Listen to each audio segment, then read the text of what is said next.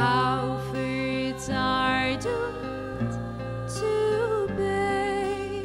Thanks to your original sin.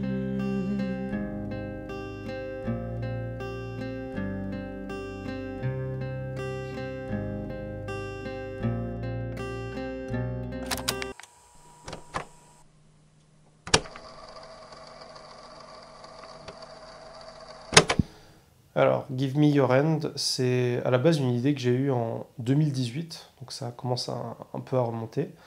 À la base, ça devait être un court métrage qui se passait justement dans les limbes, etc., où il y avait quelqu'un qui devait justement faire sa rédemption. Donc c'est une idée que j'avais gardée de côté et que j'ai ressortie justement en 2020. Donc que j'ai eu pas mal d'inspiration, en fait un peu comme tous les projets. Il faut savoir que en fait on réinvente rien. C'est souvent l'agrégat de tout ce qu'on a, de tout ce qu'on a vécu, de tout ce qu'on a vu aussi en tant qu'œuvre. Donc là je dirais pour ce projet en tant que tel, les œuvres qui m'ont le plus inspiré en termes de films. Il y a forcément, ça c'est un classique de ma génération, c'est Inception, notamment pour cet aspect en fait très labyrinthique et aussi cet aspect multicouche, donc plusieurs mondes imbriqués dans l'un et l'autre. Donc là, pour Give Me Your Hand, vous avez différentes époques, donc la partie médiévale, la partie Première Guerre mondiale et la partie du monde de neige. Mais il y a aussi d'autres films qui m'ont marqué, qui m'ont inspiré pour cette œuvre. Il y a Shutter Island de Martin Scorsese, pour cet aspect très labyrinthique en fait, donc très mystérieux, donc mettre des pièces du puzzle un peu partout. Ça c'est ce qui m'a le plus inspiré dans Shutter Island. Pour l'aspect un petit peu guerre et horreur de la guerre aussi, donc j'ai essayé de transparaître dans la partie Première Guerre mondiale. Pour la partie médiévale, il y a forcément aussi Game of Thrones. C'est un classique que tous ceux de ma génération ont plus ou moins vu aussi. Donc pour l'aspect politique aussi que j'ai essayé d'introduire avec ce mariage arrangé entre Arthur et Guenièvre et transparaître justement cet impact en fait politique qu'il peut y avoir en fait avec justement un jeu de pouvoir qui a lieu notamment pour Merlin par exemple. Ensuite, là, c'est pas vraiment des films ou séries, mais c'est plus des jeux vidéo qui m'ont également inspiré. Faut savoir que le média de jeux vidéo se développe de plus en plus désormais, et en fait, on a ce rapprochement entre cinéma et jeux vidéo qui se fait de plus en plus. Donc, il y a notamment des œuvres comme The Last of Us Part 2, où là, il y a vraiment un traitement cinématographique très très important. Et justement, je me suis inspiré un petit peu des thématiques qui sont abordées dans ce jeu vidéo. Le traitement de la vengeance, le cycle de la vengeance et des conséquences que ça peut avoir. J'ai d'ailleurs mis une petite référence à ça avec la guitare, donc, voilà, pour ceux qui connaissent. Il y a aussi Death Stranding de Hideo Kojima. Donc là, c'est plus la référence des mains noires, etc. Questionnement un peu sur notre réalité et sur les choix qu'on peut faire. Et il y a aussi un univers que j'adore et qui m'a beaucoup inspiré pour ce film, notamment pour l'aspect des limbes en fait, c'est Silent Hill. Donc cet aspect brumeux, cet aspect vraiment légèrement horrifique même, un peu moins marqué dans Give Me Your Hand, mais très marqué dans Silent Hill. Où j'ai placé directement une référence. Donc Pyramid Head, l'entité chef, est très inspirée de ce monstre en fait, littéralement. Je dirais pour finir une autre œuvre, donc là c'est encore un film qui m'a peut-être inspiré, plus pour le questionnement, donc les réflexions que vous avez à la fin du film, c'est Matrix en fait tout simplement. Donc c'est un peu les questionnements de la vie, de pourquoi on fait ci, pourquoi on fait ce genre de choix. Voilà.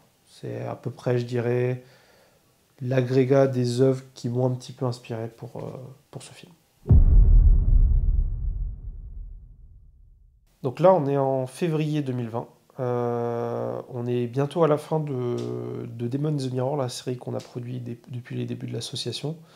Donc là, il nous reste peut-être un ou deux tournages à ce moment-là. Et en fait, on est en train de se dire, bon, il nous faut un prochain gros projet. Donc on a déjà fait quelques courts-métrages, etc.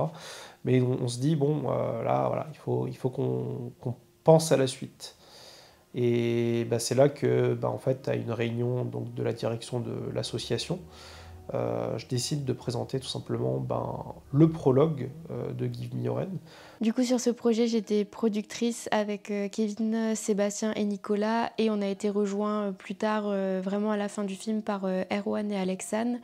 Donc grosso modo, le rôle du producteur, ça va être de suivre en fait le film depuis sa naissance jusqu'à sa finalité. Donc s'assurer qu'il y ait tous les moyens nécessaires pour pouvoir réaliser ce qu'on veut faire et oui, en fait, chapeauter un petit peu le projet. Lors d'une réunion Cheap Production, Kevin nous a présenté son film Give Me Your Hand, les 5 premières pages. Donc là, dans le film, en fait, si je vous dis à quoi correspond le prologue, c'est en gros la partie où Adam se réveille dans l'appartement avec Jane jusqu'au moment où il se fait tuer par la première fois par l'entité chevalier.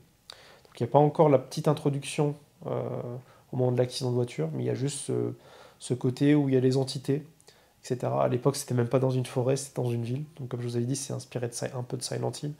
Donc à la base, c'était un peu ça l'idée. Après, on s'est rabattu sur justement l'idée des lacs. Mais ouais, la première chose que je leur ai présentée, c'est ça. Donc c'était un projet assez nébuleux et ça changeait beaucoup de Demon in the Mirror. C'est vraiment, il nous a parlé de choses fantastiques, qu'on allait faire plusieurs voyages un petit peu temporels. Et nous, on venait à peine de sortir de Demon in the Mirror, où c'était vraiment du policier bien terre à terre, bien comme on aime. Et toutes ces choses un petit peu fantastiques, je me demandais bien comment est-ce qu'on allait faire ça. J'étais assez intriguée parce que je savais qu'on allait complètement changer d'univers et qu'on allait aussi sortir un petit peu des sentiers battus de l'association, donc aller vers des choses qu'on n'avait possiblement jamais vraiment faites. Et puis j'étais un petit peu perplexe aussi parce que qui dit aller vers de nouvelles choses dit aussi forcément sortir de sa zone de confort et c'est pas toujours évident. Donc il y avait certains points justement, je me demandais comment est-ce qu'on allait pouvoir faire ça avec nos moyens. On se dit ça va changer, ce sera spécial. Et c'est ça qui m'a un petit peu attiré dans ce projet. Et c'est de voir à quel point on peut dépasser ce qu'on sait déjà faire. Donc là, le projet est validé. Et on se dit, bon, on a mis 5 ans à peu près à faire Demon in the Mirror. Ce qui est déjà pas mal. Donc 5 saisons, donc une saison par an à peu près. Approximativement. Et là, on se dit, bon, on va prendre 5 ans pour faire ce projet, donc un long métrage. Et on va mettre le plus de moyens qu'on peut, en tout cas à l'échelle de notre association, sur ce projet. Et justement, ce nouveau projet, ce projet ambitieux, il nécessitait un financement. Et pour ça, on a dû aller chercher des organismes qui nous ont très bien aidés, qui nous ont très bien financés durant tout le projet. On a acheté des caméras, on a acheté des accessoires lumière, on a acheté tout.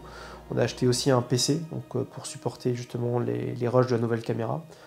Donc on a choisi la 7S3 qui remplissait les critères qu'on avait de base. Il fallait un film qui puisse filmer en 4K 10 bits, donc 4.2 10 bits. Donc la 7S3 le remplissait. Il fallait un autofocus performant car on n'a pas de pointeur à Cheap Production. Donc tout ce qu'on voit dans le film, c'est l'autofocus, c'est la caméra ou moi ou Kevin qui fait la mise au point manuelle de temps en temps. Et aussi, il y avait un autre critère, c'est que une bonne qualité d'image du coup dans le noir. La caméra peut filmer 12800 ISO et en fait ça nous a permis d'économiser sur les lumières. Également aussi un changement qu'on a fait, c'est que on a pris une tablette Samsung qui se connecte en Wi-Fi ou avec un transmetteur vidéo qu'on a aussi acheté pour l'appareil. Comme ça, lorsque je filme, Kevin voit un peu qu'est-ce que ça donne à la caméra. Donc il sait constamment en fait à quoi ressemble le plan. Et moi quand je filme, on a tout de suite la communication pour savoir si le plan est ok. Et ça c'était vraiment des gros changements par rapport à avant, parce que avant on filmait sur le 6300, ce petit écran. On a acheté aussi un nouveau logiciel de montage, donc là on est passé de Magix Video Pro X à DaVinci Resolve. Ensuite on est passé on a acheté un nouveau stabilisateur, voilà le Ronin S. par rapport au Junkran qu'on avait avant pour le 6300, car la 7S3, boîtier plein format, les objectifs grossissent, tout grossit, le son qui va dessus, le transmetteur vidéo, tout ça c'est du poids. Donc il fallait un stabilisateur qui puisse stabiliser tous nos plans avec le poids qui vient en plus. Donc une fois qu'on est passé du Zhune au Ronin S, c'était un changement incroyable. On pouvait bouger, vraiment tout était ultra stable. Et ça a beaucoup contribué à la qualité du film et j'étais très content de pouvoir filmer avec ce genre d'appareil. Tout est nouveau dans ce projet. Et voilà, c'est vraiment de se dire, bon, on met le plus qu'on peut avec les ressources qu'on a, le maximum qu'on peut, on achète un drone, on achète tout ce qu'il faut justement pour faire le max qu'on peut en tant qu'indépendant bénévole. Donc ce projet, au final, il nous aura coûté près de 20 000 euros. Ce qui est pas mal pour des bénévoles, mais qui est vraiment très en dessous d'un budget d'un vrai film, hein, faut pas se le cacher. Voilà, dans ces 20 000, il y a 13 000 euros de matériel, juste matériel de tournage, donc les caméras, le PC, c'est vraiment juste le matériel technique. Et ensuite, il nous reste à peu près 7 000 euros pour les locations de lieu de tournage, pour les costumes, la location des costumes, pour les accessoires, et aussi pour tout simplement payer le compositeur du film. Donc c'est vraiment pas beaucoup, 7 000 euros, mais avec ça, c'est déjà quand même le plus gros budget qu'on a de l'association à l'heure actuelle. Donc on se dit, c'est pas mal, on va voir ce qu'on arrive à faire avec tout ça. Et voilà quoi, c'est vraiment de se dire, on pousse les potards au max avec ce qu'on a. C'est déjà, ça sera forcément mieux que ce qu'on a fait jusqu'à présent. Alors, ce projet, on l'a lancé en février 2020. Et là, boum. Covid. Donc ça fait que on a eu un petit peu les pétoches, comme on dit. Je pense vraiment qu'au départ, en fait, tout le monde bouillonnait un petit peu à l'idée de commencer ce nouveau projet. Et là, d'un seul coup, il y a tout qui s'arrête au final, tout qui se fige, puisqu'il y a le Covid. On peut plus se réunir, on peut plus justement discuter de ce projet en face à face. D'un certain point de vue, ça a été bénéfique parce que du coup, j'ai pu vraiment passer beaucoup de temps sur l'écriture du projet. Donc, d'un certain point de vue, ça a été très bénéfique au départ. Mais par la suite, on s'est quand même posé de vraies questions sur comment on allait adapter nos tournages. Évidemment, on ne peut même pas envisager de tournage. On ne sait pas quand est-ce qu'on pourra commencer. On avait quand même le souci qu'on est en extérieur un certain nombre. On avait la problématique des masques. Après, on faisait comme on peut, hein, comme tout le monde pendant le Covid. Hein. On dirait que le plus compliqué lorsqu'on tourne en période de Covid, c'est que s'il y a une personne qui tombe malade avant le tournage, c'est compliqué parce que les tournages sont prévus quand même un mois à l'avance minimum. Donc ça fait repousser le film. Il y a déjà pas beaucoup de dates disponibles pour les acteurs. Donc c'était assez compliqué pour ça. On avait tout le temps un stress pour ça. Mais au final, on a réussi à mettre des règles en place avec les ports du masque, le respect des distances de sécurité. Et agréablement, tout le monde a joué le jeu. Tout le monde a joué le jeu et ça s'est vraiment très très bien passé. Donc en février 2020, je commence l'écriture et je finis aux alentours de septembre 2021. Je pense qu'en termes d'écriture, c'est l'un des projets qui m'a... c'est littéralement le projet qui m'a pris le plus de temps à écrire, pour plusieurs raisons, parce que déjà la longueur, mais ça, j'avais aussi Demon the Mirror, mais là c'est vraiment parce que l'intrigue, la manière d'écrire le scénario est très complexe, c'est un puzzle. Donc ça veut dire que chaque pièce qu'on met, ça doit être une pièce du puzzle qui se construit au fur et à mesure. Donc là j'avais décidé d'écrire ce film sous forme de chapitres, sur 10 chapitres, plus un prologue et un épilogue. Et du coup, en fait, ce qui se passait, c'est que on avait décidé avec la direction tout simplement qu'on avait Mélinda et Nicolas qui faisaient une relecture pour me donner un avis tout simplement continuellement, et Sébastien, lui, qui reste en retrait et qui découvrirait la chose lorsque le film serait fini pour avoir un avis objectif. Donc il aurait quand même une partie du scénario, notamment de la partie où on va tourner, mais ce serait tout, justement pour voir si, en n'ayant pas lu le scénario, il puisse comprendre ce qui se passe. Du coup, Kevin avait communiqué en fait le film chapitre par chapitre à Belinda et moi pour qu'on puisse commenter, dire ce qu'on pensait de l'histoire. Donc au fur et à mesure des chapitres, on découvrait un peu plus sur l'histoire, on ne savait pas comment ça allait se passer à la fin. Ce qui était intéressant, c'est que du coup, au fur et à mesure que Kevin écrivait les différentes scènes, nous, on les recevait, donc petit à petit. Ça faisait un petit peu comme un feuilleton au final. Donc petit à petit, les puzzles s'assemblaient, petit à petit, on avait les rebondissements que vous avez pu voir pour ceux qui l'ont vu dans le film. Et du coup, on se disait, ça, c'est quand même des trucs de dingue qui se passent dans le film. Partager un petit peu notre excitation au final pour le projet, puisqu'on mettait des commentaires sur le document Drive. On s'interrogeait aussi parfois sur la faisabilité de certaines choses, ou juste, c'est clairement une bêta lecture en fait qu'on était en train de faire, donc que ce soit sur une correction d'un dialogue, de phrases ou autre. Donc il y avait quand même pas mal de travail, et le script était assez long aussi, donc c'est vrai qu'on enchaînait les corrections. Et après on s'est dit que en fait ça fait quand même une belle histoire, en tout cas sur le papier. Et au final, sur le papier on se dit que c'est bon, on se dit allez c'est go, on tourne. C'est vraiment très complexe d'écrire ce genre d'histoire.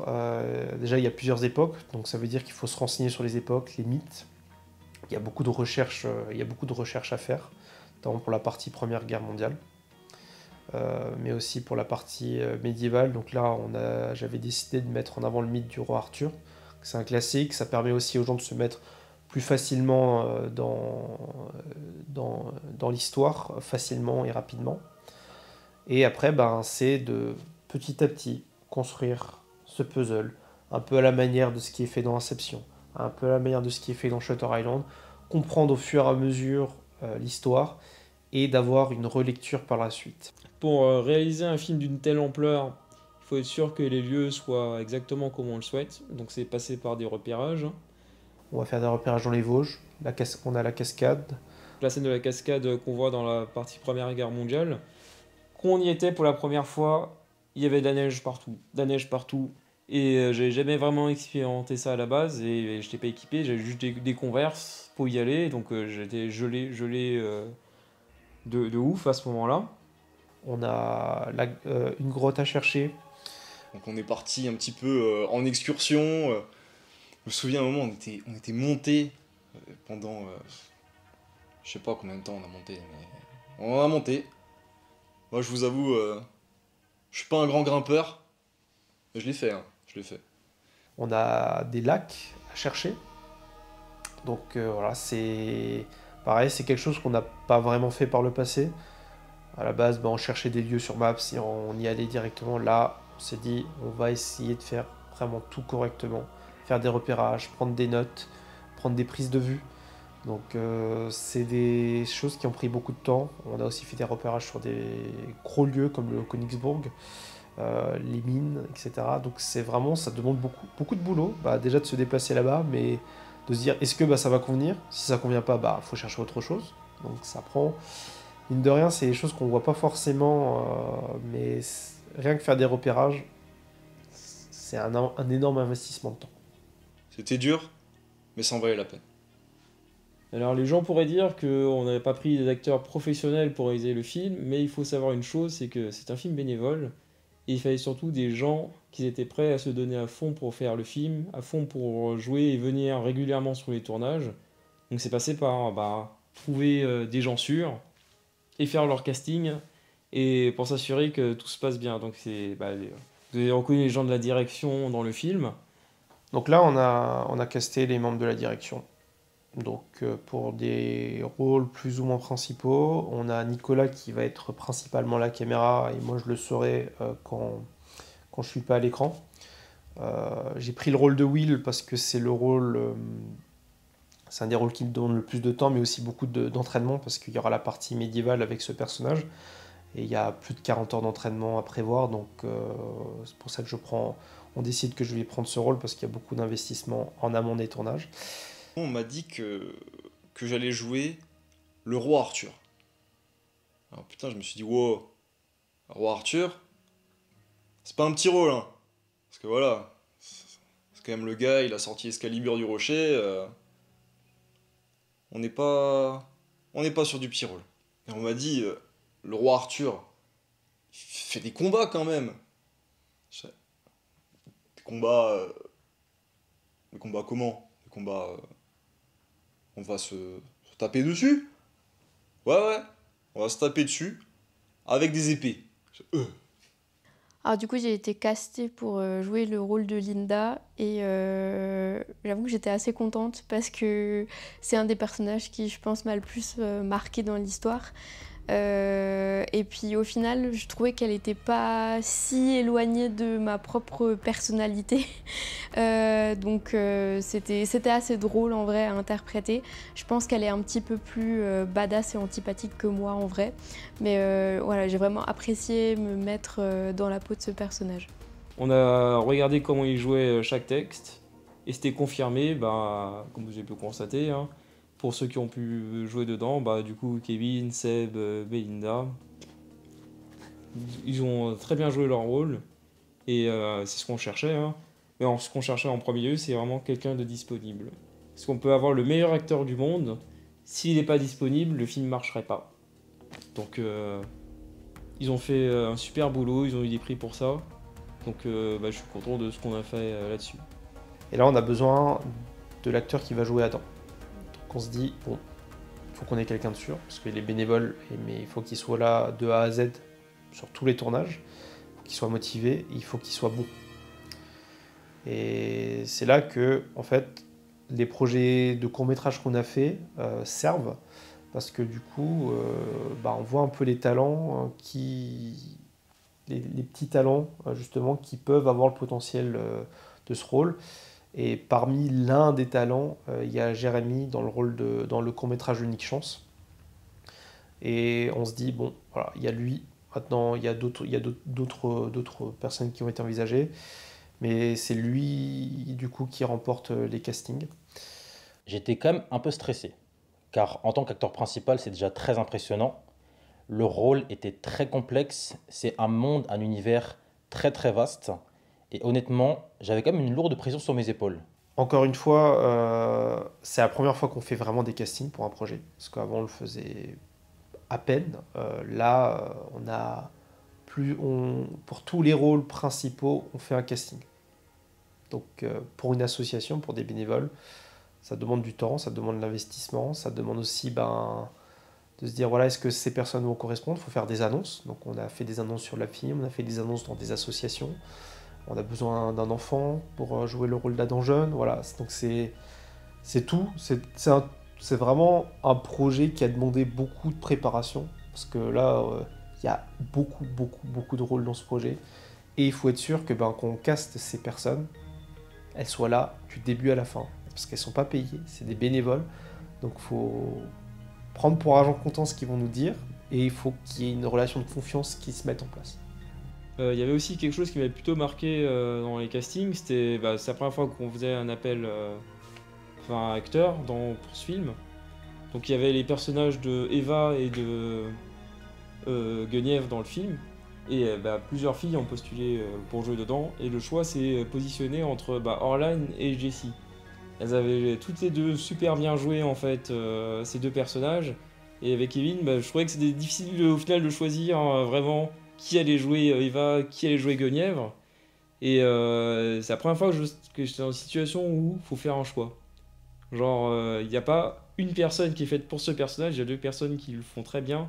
Et il faut choisir qui est le plus adapté pour ce film. Voilà, vous me direz ce que vous en avez pensé. Mais moi, je trouvais qu'ils ont très bien joué leur rôle au final et qu'on a fait un super choix. Donc c'est un projet qu'on va faire sur à peu près 4-5 ans. Donc on s'est dit, bon, il faut qu'on commence à alimenter le contenu, il faut qu'on commence à alimenter le projet. Donc on se dit, le projet il a besoin de maquillage, il a besoin de costumes. Pourquoi on ne ferait pas des essayages costumes, des essayages de maquillage pour les entités notamment, pour faire une petite vidéo, un petit teaser, des photos de casting, des personnages, etc. pour mettre en avant le projet. Et c'est là qu'on se dit, fin novembre 2021, c'est ça, ouais. Fin des castings, on a casté quasiment tous les personnages.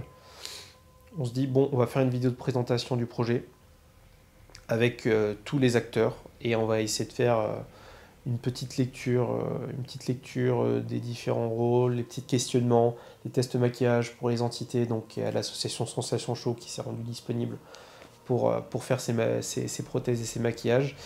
Et là, on sent que c'est le début de quelque chose de différent pour l'association, de nouveau, qu'on n'a jamais fait. Là, quand même, c'est du sérieux, quand même. Parce qu'avant, on disait, ouais, viens avec tes baskets, une tenue un peu sombre, et c'est bon. Là, on m'a demandé ma pointure de chaussures, mon tour de taille, toutes mes mensurations, pour avoir vraiment un costume fait sur mesure pour moi. Donc ce moment-là, c'est vraiment un moment qui m'a marquée personnellement parce que je pense que c'était vraiment le début de l'aventure finalement. C'était aussi le début de quelque chose de concret puisque y a eu tout ce passage Covid, il y a eu tous ces moments où on ne pouvait pas se regrouper, etc.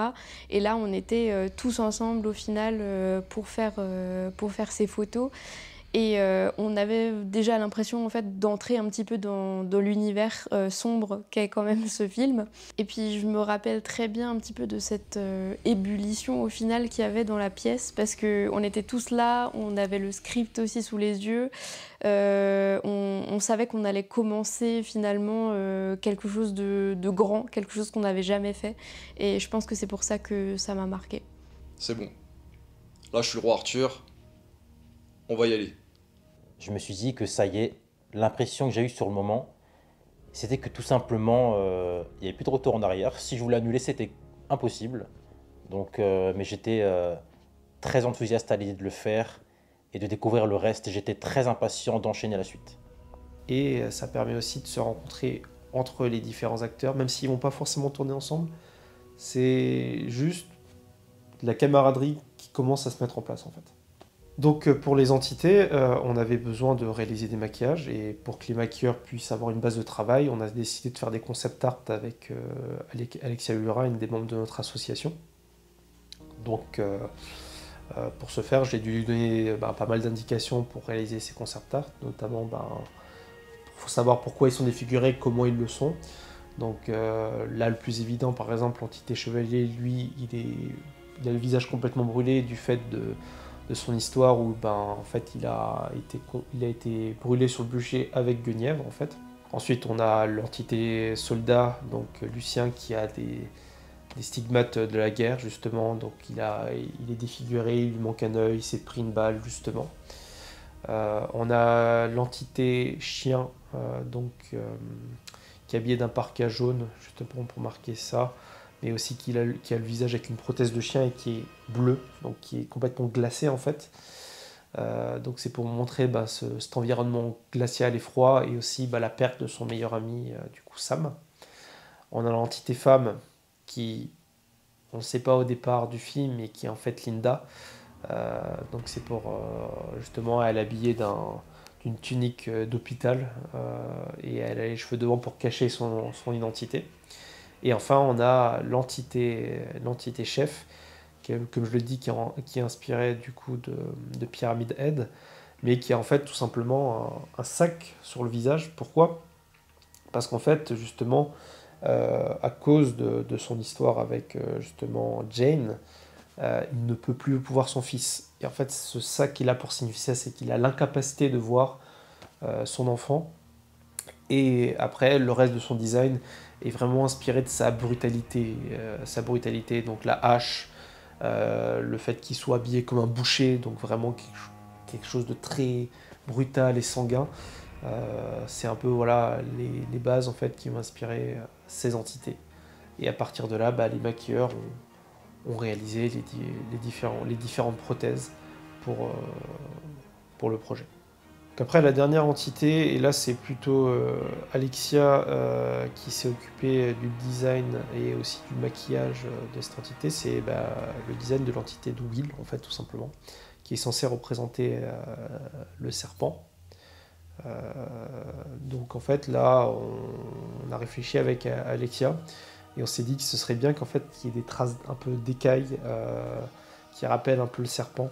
Donc en fait, elle a utilisé des bas résiliés tout simplement pour faire ces écailles blanches en fait sur le côté du visage.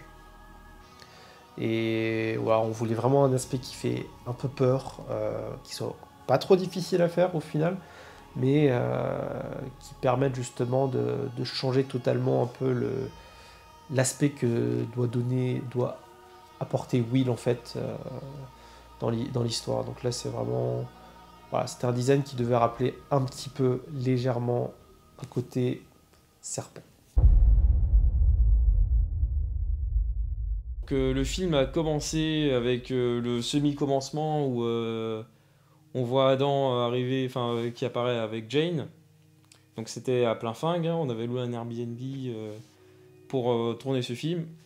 On arrive au moment où on a la scène de la baignoire, où du coup je me fais attraper par des mains noires, similaires à me faire entrer dans un autre monde. Donc c'était une scène du coup qui nécessitait en fait que plusieurs personnes s'habillent dans des espèces de juste au corps noirs de la tête aux pieds. Donc littéralement il y avait une fermeture qui se fermait jusqu'en haut. Et donc on devait du coup maintenir l'acteur principal, enfin faire en sorte, faire comme si on le maintenait sous l'eau pour donner l'impression qu'il se débattait. Et c'était très drôle, surtout que la salle de bain était très petite, donc on était tous un petit peu collés, serrés. On faisait quelque chose, mais en fait on ne savait pas du tout comment ça allait rendre à l'écran. Et c'est ça, je pense, qui était comique au final dans la scène, alors que en réalité c'est pas du tout une scène comique d'ailleurs. Et le truc, c'est que en fait, ce tournage il a duré 3 jours. Vendredi soir, samedi toute la journée, dimanche toute la journée. D'emblée, on arrive à l'Airbnb, il faut tourner. On a tourné. On s'est couché une heure à peu près correcte, quand même. Mais après, réveil 8h. Samedi, on a tourné jusqu'à 2h du matin. C'était ultra chaud. Mais on s'est quand même réconforté autour d'une belle raclette. Tout le monde a apprécié, c'était super cool. Mais c'est pas pour autant qu'il fallait se reposer sur ses lauriers, parce que même si on a fait une raclette, il fallait se lever dimanche à 8h pour tourner. Mais pour ne pas arranger les choses, on avait un membre absolument génial, hein, que j'adore, mais qui aime manger les chiens, si vous voyez ce que je veux dire. Il ronfle à mort. Donc c'était pas possible de dormir dans le même étage que lui. C'est à ce point-là, on peut pas juste se mettre dans une chambre à côté. Juste le même étage, ça ne marche pas. Donc je suis descendu, je me suis posé je sais pas où, tête à terre, avec un sac de couchage, je me rappelle pas. J'ai juste besoin de dormir à ce moment-là et j'ai pu dormir pour être au taquet pour la suite. Il y avait largement plus d'une centaine de plans, hein, par jour. Donc c'était très, très sport, très difficile. Il fallait que les acteurs soient au taquet, il fallait que la technique soit au taquet. Parce que si on prenait trop de temps, en fait on n'aurait jamais réussi à terminer la scène, on n'aurait jamais réussi à terminer le film, il n'y aurait pas eu le rendu qu'on aurait espéré. On a beaucoup progressé pendant ce premier tournage, donc on a appris plein de choses sur la caméra, plein de choses sur comment on filme, sur comment on fait tout. Parce que c'était le premier de tous. Et il était très difficile, mais il nous a fait grandir en expérience. Donc là, on commence le premier tournage du coup dans toutes les scènes qui se passent en intérieur dans la maison en fait. Donc il faut savoir que dans le sous-texte du film en fait, cette maison, c'est une maison que Adam, Will et Linda avaient habité en colocation, tout simplement. Et qui est devenue par la suite la maison où Adam reste avec Eva. Mais du coup, voilà, je voulais vraiment transmettre que ce lieu était vraiment très important pour Adam parce qu'en fait, il a passé toute sa vie d'adulte ici. Avant, il était chez sa tante, du coup. Et à partir du moment où il a rencontré Will et puis après Linda, il s'est mis en colocation justement dans sa jeune vie d'adulte ici. Donc c'est un lieu très important pour lui. C'est son lieu d'habitation actuel dans l'histoire également. Mais c'est un lieu chargé aussi pour lui de mal-être, du fait qu'il a du mal à justement garder des relations saines avec ses amis. C'est pas un lieu que ses parents sont censés connaître, donc notamment Jane et l'entité chef Paul. Et c'est pour ça que du coup en fait Jane fait, dans les limbes, entre guillemets, se réfugie dans cette maison pour échapper à l'entité chef parce qu'il ne connaît pas ce lieu, donc il ne risque pas de la trouver là-bas. Jusqu'à ce que justement Adam arrive dans les limbes et l'entité chef réussit à pister Jane de cette manière. Mais voilà, c'est vraiment... Voilà, cet appartement, c'est un lieu de cachette pour Jane, mais c'est aussi le lieu où ça fait le lien en fait avec toute l'histoire d'Adam. Donc il y a un tournage qui était particulier et particulièrement éprouvant même pour tout le monde. C'était quand on a tourné la scène avec Jérémy dans la neige. Horrible, on se les pelait, c'était horrible. C'est même pas un froid de canard, c'est un froid glacial. Alors moi, vous me connaissez pas, mais généralement quand il fait froid, je suis en t-shirt. Et là j'avais mis la petite veste, parce que... Déjà, je suis un frileux inconditionnel, donc forcément ça n'a pas aidé. Mais quand je parle de motivation, ça veut dire que avant le moment du action, j'étais en train de grelotter d'une manière hors du commun, mais à partir du moment où le action a retenti dans ma tête, c'était concentration malgré le froid. Ouais, c'était incroyable. Tout le monde était frigorifié. Mais ça faisait un petit peu partie du charme du tournage, quoi. Le premier tournage, ça allait encore durant la journée, durant la nuit ça allait encore. Le problème c'est que ça a duré encore plus longtemps dans la nuit, jusqu'à 2h du matin. C'était dans le petit chalet, c'était assez difficile malheureusement. On a réussi à s'en sortir comme on a pu. Et après il y avait l'autre tournage dans la neige, où vous voyez du coup l'entité chef torse nu à 0 degré. Et donc au début, voilà, il faisait le dur, il était là, ça va le faire, mais en fait pas du tout. Il était vraiment en PLS, c'est-à-dire qu'à chaque fois qu'on coupait la prise, qu'on avait un moment de latence, l'équipe technique allait lui apporter une veste ou un peu de soutien moral parce que franchement c'était très compliqué. Et j'avais un petit rôle en plus lors de ce tournage. C'était d'aller chercher la machine à neige. Parce que moi, j'habite maintenant à Lyon, et on avait trouvé une superbe machine à neige qu'on pouvait louer là-bas. Donc, je l'ai récupérée, je l'ai ramenée, et après, il a fallu la faire fonctionner, cette machine à neige. Alors, il y avait quelqu'un qui filmait, et je devais pas trop être dans le champ, on devait l'actionner au bon moment, pour que ça fasse à peu près de la neige quand même, que ça fasse un bel effet. Donc ça, incroyable à voir, et surtout incroyable avec toute l'équipe qui est prête à tourner dans la neige à 0 degré avec la pluie. Tout ça jusqu'à 2h du matin, durant la nuit. C'était super dur. Je sais, ça demandait vraiment un investissement colossal de toute la part de l'équipe. On a donné notre maximum. J'espère que les gens ont apprécié la scène parce que ça demandait beaucoup de force mentale à ce moment-là. Et ensuite, j'ai dû jouer avec un chien, donc c'était le chien de Kevin Trin qui joue le rôle de l'entité du chien, donc Manu. Donc au début, je me suis dit, j'appréhendais, je me suis dit, mais est-ce que ça sera facile, compliqué, est-ce que le chien est dressé ou pas? Mais du coup, effectivement, il est dressé et très très bien dressé. Du coup, en fait, c'était tellement pas compliqué, c'était même très facile. On va dire que le chien a fait son rôle d'acteur. Ce qui veut dire que complication zéro, c'est aller d'une manière très très fluide avec le chien.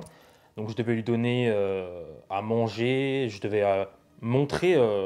Après c'était facile parce que j'aime énormément les animaux, donc forcément ma réelle émotion envers les animaux, je vais les montrer à la caméra. Donc forcément j'ai beaucoup apprécié jouer avec un chien.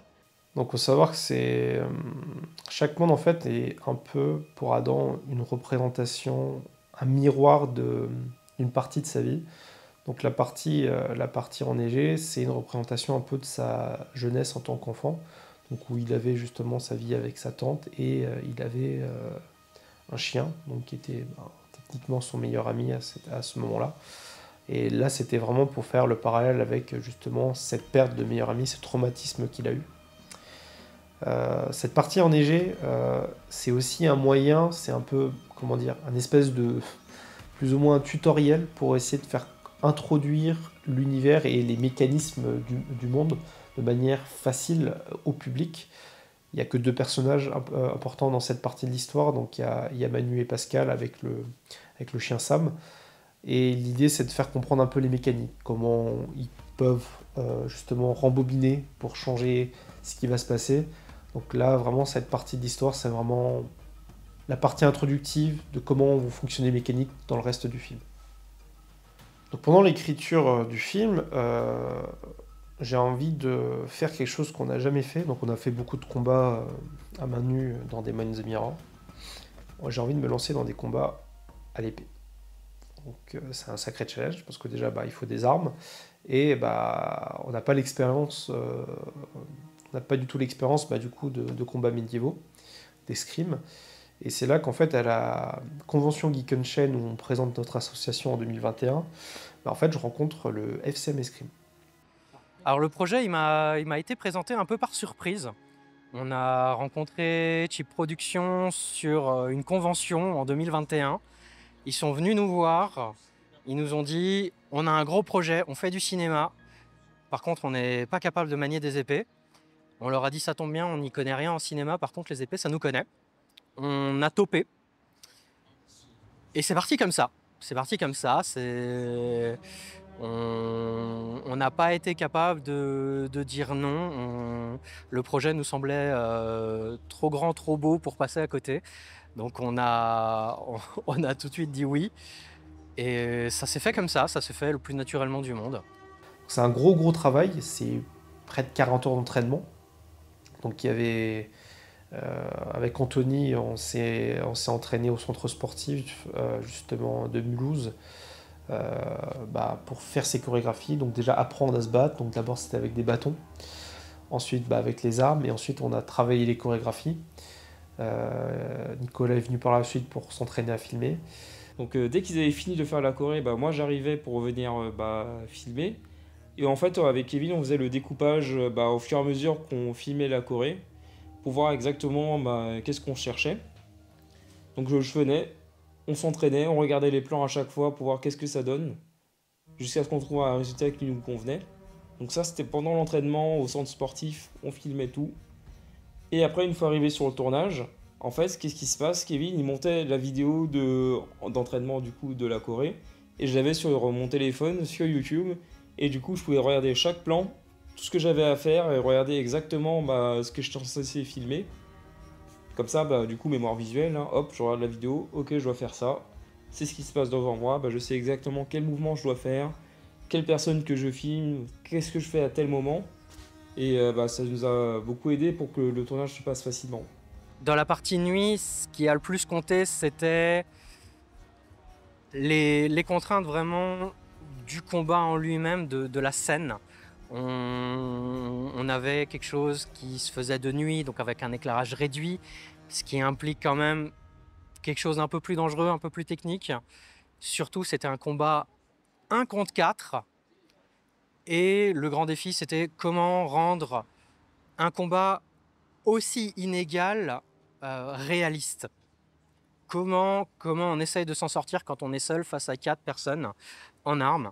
Voilà, ça c'était la grosse contrainte, donc on a vraiment tourné notre chorégraphie pour qu'elle reflète ça, pour qu'elle reflète la difficulté de comment on s'en sort quand on est tout seul face à 4. Énormément de scènes de combat du coup durant la nuit. Vous doutez bien que c'est pas la lampe torche qui va éclairer tout ce qui se passe. On avait du coup nos 3 panneaux LED qu'on adore qui étaient là pour nous aider, et ainsi que les bénévoles électro qui étaient là pour les tenir. Donc vous avez vu dans la scène, il y a plein de plans, ça bouge de partout, il y a des coups dans tous les sens, la caméra elle va à gauche, elle va à droite. En fait, il faut faire en sorte qu'on ne voit pas les panneaux LED qui éclairent tout ça. Donc ce qui se passait, c'est que il fallait, avant de commencer le plan, positionner les électros. S'il y avait besoin de les faire bouger, il fallait leur indiquer comment bouger en fonction du plan que je fais. Et c'était une coordination vraiment difficile à faire parce qu'en fait on a 3 panneaux LED, un caméraman qui filme, plus le perchman qu'il faut pas voir non plus, plus les gens qui font la choré. Et vous vous rendez pas compte comme ça, mais c'était vraiment super chaud à faire en plus. Et en plus il faisait froid, pour pas aider.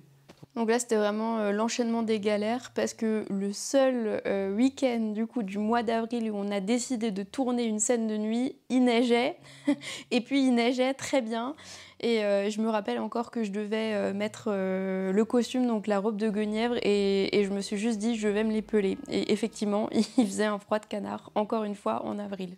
On avait juste un petit souci, c'est que Sébastien, lui, habitant à Lyon, il ne pouvait pas venir au centre sportif en semaine. Donc lui, on a dû faire des entraînements très concentrés le week-end, donc justement pour répéter la chorégraphie du Haut-Königsbourg. Alors le château du Haut-Königsbourg, il y avait deux problématiques. La première problématique, c'était le terrain. Même si ça ne se voit pas dans le film, c'est un terrain en pente, c'était impraticable. On avait une toute petite zone disponible pour le vrai combat, sinon c'était juste trop dangereux. Donc il a fallu adapter un combat chorégraphié à cette petite zone finalement qui tient sur une bande. Donc déjà ça partait de ça, il y avait ce caillou, enfin ce rocher en plein milieu qui bien évidemment occupait un espace colossal. On a fini par en jouer, allez voir le film, ça passe bien. Un petit moment où j'ai serré les fesses. Et ce petit moment, c'est quand on a dit « Voilà, maintenant Kevin, tu vas monter sur les paillettes là, et tu vas sauter sur Seb avec ton épée. » Ah, je me suis dit c'est bon, c'est la fin. C'est la fin, je vais mourir. C'est terminé pour moi. Et au final, je suis toujours là. Hein. Et voilà, il y avait ça. Et la deuxième idée, c'est quelle est la relation entre les deux personnages qui se battent à ce moment-là. C'est quelque chose de très tendu, On n'est même pas sur du viril, on est sur du brutal, on était sur quelque chose de violent, qui se voulait violent. Et en même temps, aucun des deux n'avait envie d'aller jusqu'à la mort, jusqu'au bout. Donc, encore une fois, on a pris tous ces éléments, on a accepté toutes nos contraintes, on les a transformés en force pour notre chorégraphie.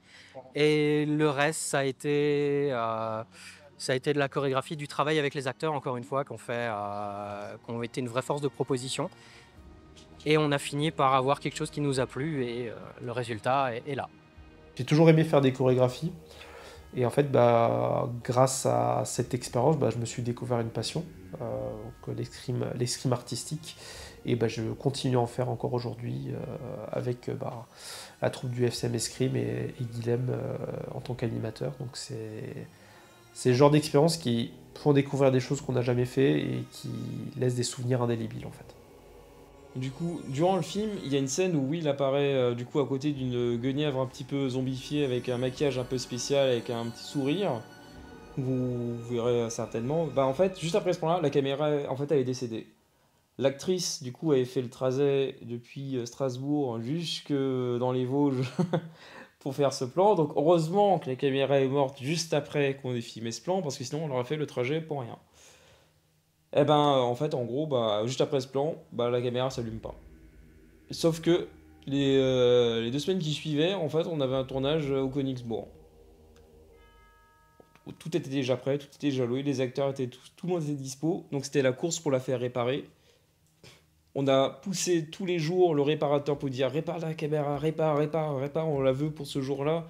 Et heureusement, on l'a eu la veille du tournage au Königsbourg. On était refait, mais en même temps hyper stressé pendant tout le long parce que tu dis putain, moi je veux ma caméra quoi, bon sang.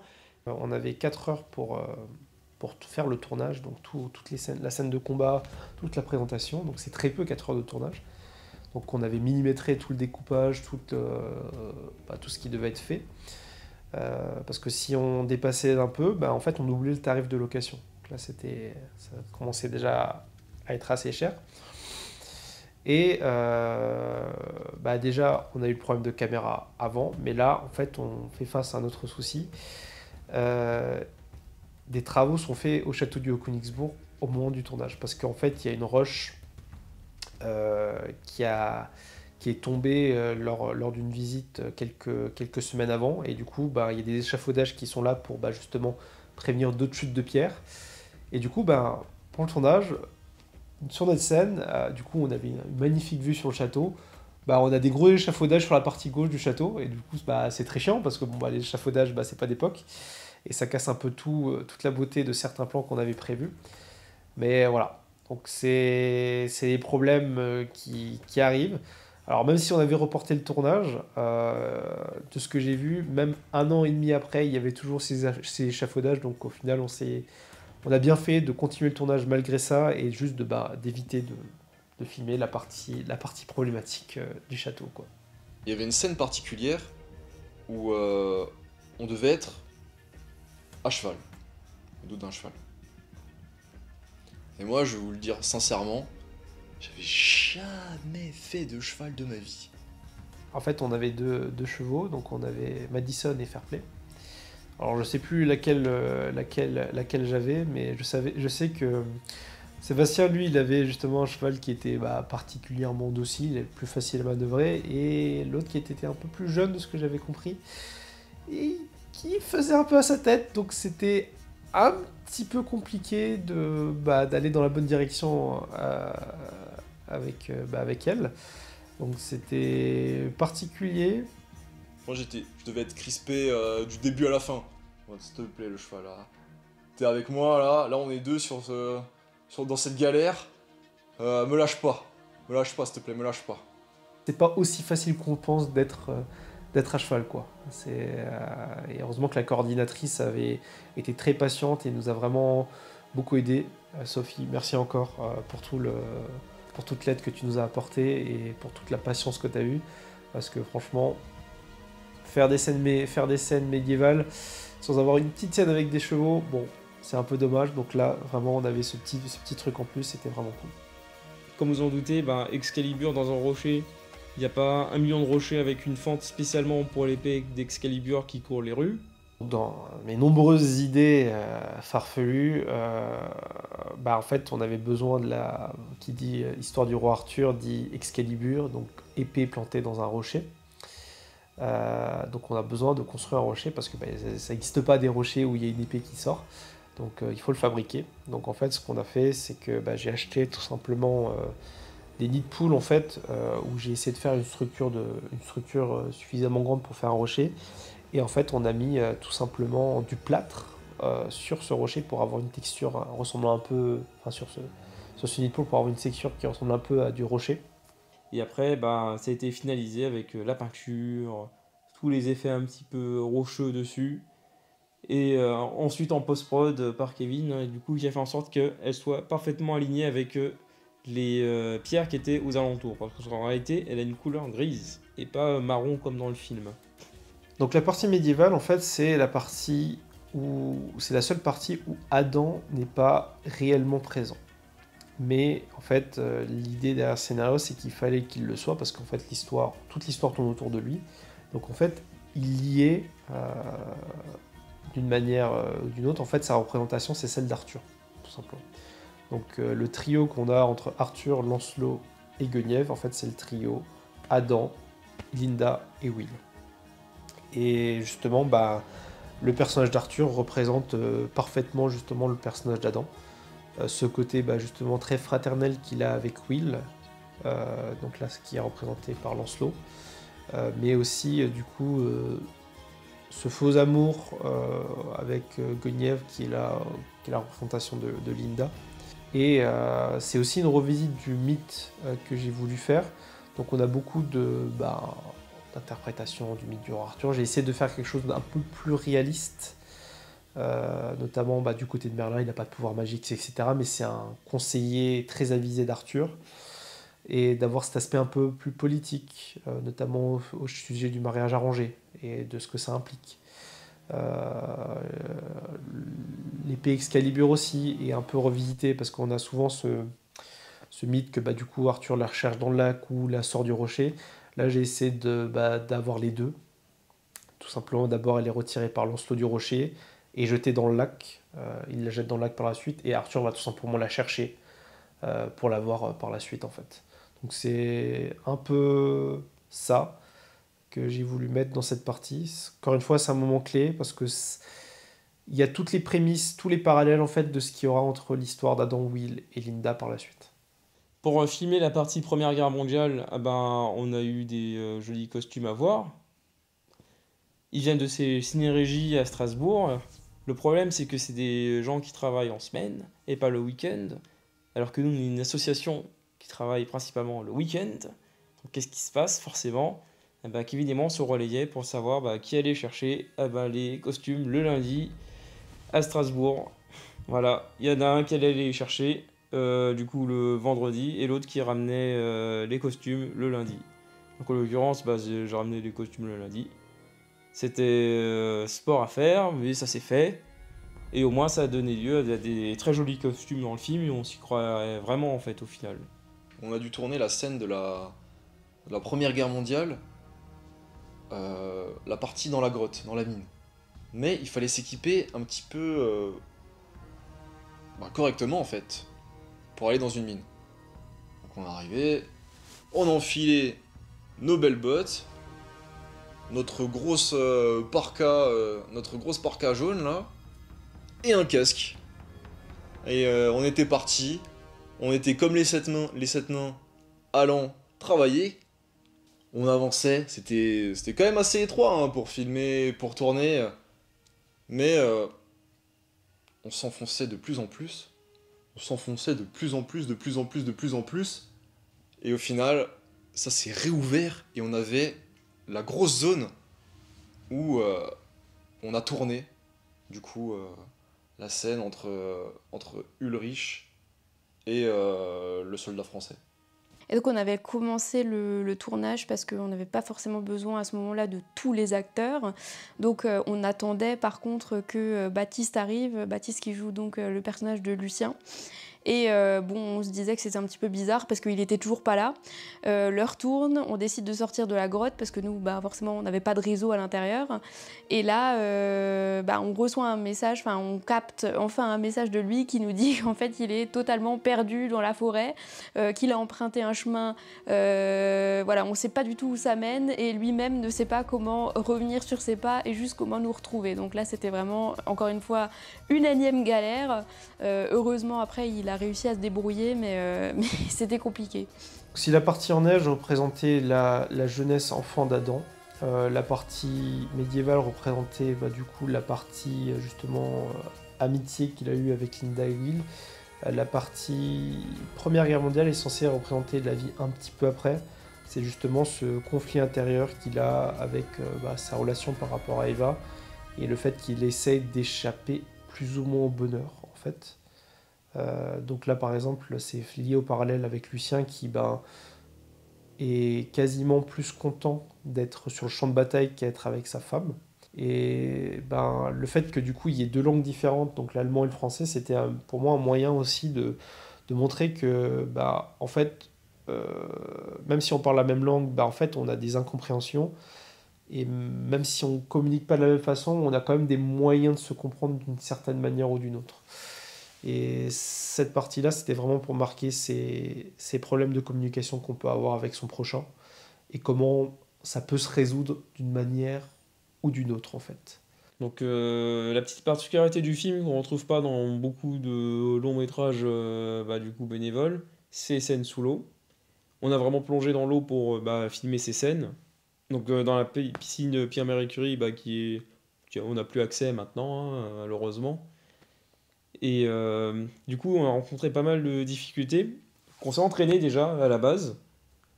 Donc autant vous dire que là, quand on m'a annoncé que j'allais prendre la place d'un des personnages principaux pour faire ces entraînements à la piscine, j'étais pas très bien. Déjà, j'étais pas du tout dans mon élément aussi. Et puis, les entraînements nécessitaient d'aller vraiment assez loin dans la piscine, donc on n'était pas du tout près du bord. Donc encore une fois, totalement hors de ma zone de confort. Et puis, il fallait faire pas mal de choses que j'étais incapable de faire, comme par exemple plonger. Plonger. Non, pas dans mes compétences. Et puis après, fallait aussi éviter de se noyer. Voilà, c'était compliqué. Cerise sur le gâteau, je me suis dit, bon allez, on va faire des tournages sous l'eau. Sauf que c'est très compliqué de faire des tournages sous l'eau. Déjà, en fait, il faut une caisse spéciale pour la caméra. Alors, pour la gouverne, on n'a pas utilisé la 7S3 pour les tournages sous l'eau, on a utilisé le 6300, donc la caméra d'avant. parce que la caisse était tout simplement un peu moins chère pour les tournages, et ça suffisait, on va dire, pour faire ce qu'on avait à faire. La première chose on s'est rendu compte, c'est que bah, en fait, le signal Wi-Fi il ne passe pas sous l'eau. Donc on pouvait pas avoir le retour vidéo de ce qu'on filmait à l'intérieur de la piscine. Donc on filmait, et après on sortait, on regardait sur l'écran qu'est-ce qu'on a filmé. Donc on s'est dit ok. Bon, ça c'était compliqué. L'autre difficulté, c'est que ben, en fait, les premiers plans qu'on a fait sous l'eau, on les filmait en 25 images par seconde. Où on se dit, bah putain, ça dure une seconde, c'est déjà fini. Et après, on a réalisé qu'on se dit, ah, en fait, il faut filmer tout ça au ralenti, du coup à 100 images par seconde. Faire, allez, quoi, 1 minute de rush en entier, donc les différentes prises de vue, ouais, c'est 4 heures de travail. Donc ça multiplie le travail par 4, 5, juste pour faire quelques prises. Quand on filme dans l'eau, on a tendance en fait à remonter avec la poussée d'Archimède parce qu'il y a l'air du coup dans le corps. On remonte alors que bah faut filmer les acteurs quoi. Bah du coup, c'est triste à dire, mais en fait quand on filmait les plans, il fallait se mettre en apnée et se vider de son air pour rester stable dans l'eau et pas remonter à chaque fois qu'on filmait. Donc ça c'était très compliqué à faire et tout. On aurait pu utiliser une sorte de bâton, mettre la caméra dans l'eau et filmer, mais le problème c'est qu'on ne saurait pas du tout qu'est-ce qu'on filme à ce moment-là. On ne pourrait pas cadrer. Donc bah faut le faire quoi. Et la plus grosse difficulté qu'on a eue, c'est l'acteur qui était avec du coup, la blouse. Hein. Adam, il a sa doudoune dans la scène et en fait, elle se gorgeait d'eau et il pouvait pas remonter à la surface. À un moment donné, je me suis dit, je crois que je vais me noyer au sens réel du terme, jusqu'à ce qu'on puisse me récupérer avec une perche, car c'est ce qui s'est passé. Mais sortant de l'eau, j'étais quand même en train de me dire, j'aurais pu y passer, car j'ai tellement voulu tout donner dans ce plongeon, j'ai tellement voulu montrer que ce plongeon devait être magnifique, que en fait j'ai beaucoup trop donné et du coup ben, j'ai failli me noyer. Donc voilà ce qu'on fait quand on veut qu'une scène paraisse géniale. C'est comme la phrase quand on dit qu'il faut souffrir pour être beau, et ben du coup j'ai clairement tout donné pour que cette scène soit belle, quitte à presque me noyer. Donc voilà. C'était un défi et je pense qu'on l'a relevé quoi. Donc on arrive au moment du tournage au lac de Blanchemer, où là je commence vraiment à réaliser l'enjeu de mon rôle, car c'est le moment où je dois montrer beaucoup plus d'émotion qu'au début. Je réalise que dans ce rôle-là, j'ai une responsabilité assez héroïque une partie du temps, mais je commets beaucoup d'erreurs, j'essaye de réaliser des actes bons, je commets également des actes mauvais. Du coup, je suis un personnage qui est à la fois est-ce que je suis pardonnable? Est-ce que je suis impardonnable? Si les acteurs sont sur l'eau, ben, le perchiste, la personne qui filme, on est également sur l'eau aussi. Hein. On avait nos petites chaussures d'eau pour se protéger sur ce en quoi on marchait. Donc tout était prévu pour qu'il n'y ait pas de problème de sécurité. J'avoue que c'était un moment assez épique parce que rien que le fait de se dire qu'on allait tourner dans l'eau, enfin pas sous l'eau cette fois-ci, mais dans l'eau c'était un peu particulier et puis c'était surtout dans l'eau tout habillé. J'appréhendais un petit peu aussi parce qu'il faisait pas spécialement chaud, la météo était pas spécialement bonne non plus, mais étonnamment l'eau du lac était vraiment agréable. Par contre, il y a un moment qui était très bien en fait lorsqu'on a filmé à ce moment dans le lac, c'était dans la scène finale. Le temps était 100% avec nous. Quand il pleuvait, c'était le moment où dans le film c'était plutôt dramatique, plutôt triste.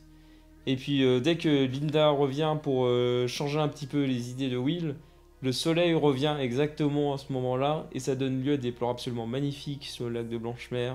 On s'est dit yes! Enfin le temps avec nous, enfin quelque chose qui se passe pour rendre le film encore meilleur. Parce que forcément, s'il n'y avait pas eu ce soleil, le film n'aurait pas du tout eu le même rendu. Donc on est vraiment content que ça soit arrivé et qu'il y ait eu ça, car ça change tout, quoi. Donc pour le film, en fait, j'avais besoin d'un lien entre tous les mondes, entre comment en fait Adam fait aussi pour passer d'un monde à l'autre, etc. Donc c'était l'eau, les lacs. Donc en fait, pourquoi les entités sont présentes, etc., en tout cas dans l'idée du film, dans le concept du film, en fait, ils sont tous morts près d'un lac. Donc l'entité chien, il est mort près du lac du Chalet. Lancelot, il a été brûlé près du lac, justement, où il était avec Guenièvre juste avant. Lucien, pareil, après la cascade avec avec Ulrich, ils arrivent près d'un lac et en fait, il se fait tuer à cet endroit-là. Au-delà de tout ça, en fait, l'autre chose que j'ai voulu faire dans ce film, c'est construire en fait une histoire avec plusieurs interprétations de la fin. En fait, vous voyez à travers le film plusieurs moments où, par exemple, Adam se réveille dans un fauteuil roulant. Donc en fait, l'idée de ces scènes, par exemple, c'est de questionner sur qu'est-ce qui est réel et qu'est-ce qui ne l'est pas. Vous pouvez prendre le film au sens littéral, donc tout ce qui se passe vraiment. Donc ça veut dire que il y a les entités, etc. Il y a le côté très surnaturel, fantastique qui a lieu, et vous prenez le film au premier degré, donc Adam réussit à passer outre et à sortir des limbes et à justement continuer sa vie avec Eva et son enfant. Mais vous pouvez très bien, à travers ces scènes avec justement le fauteuil roulant, etc., vous dire aussi, tout ce qui se passe en fait, c'est Adam suite à l'accident qu'il a eu avec Will et Linda, et dans un état un peu de léthargie. Ça veut dire qu'en gros, il a du mal à réaliser ce qui s'est passé, et tout ce qui se passe, c'est son schéma mental en fait pour essayer de passer à autre chose. Là, c'est c'est un aspect plus réaliste de la chose.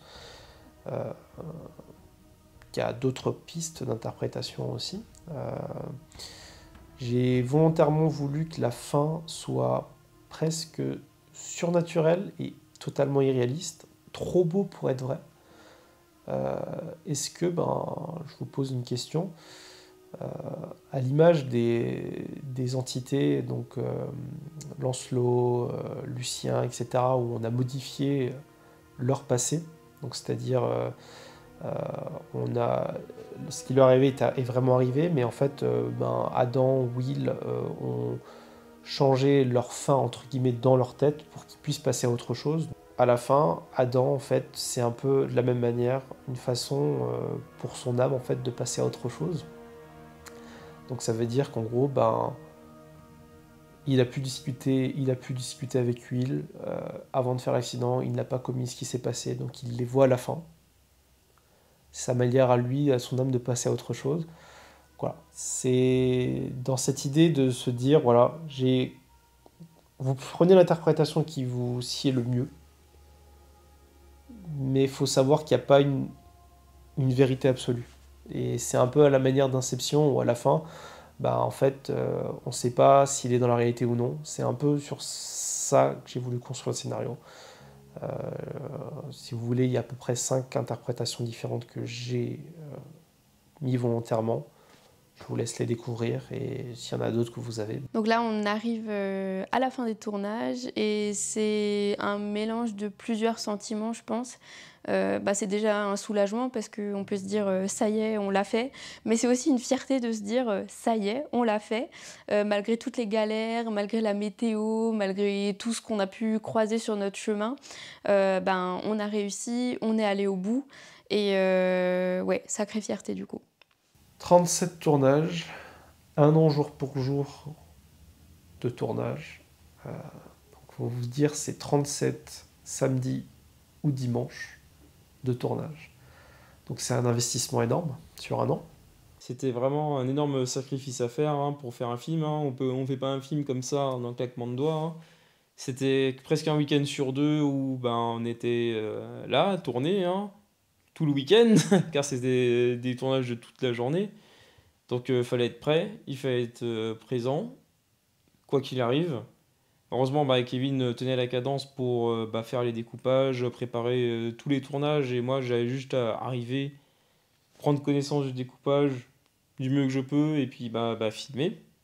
Et tout se passait pour le mieux.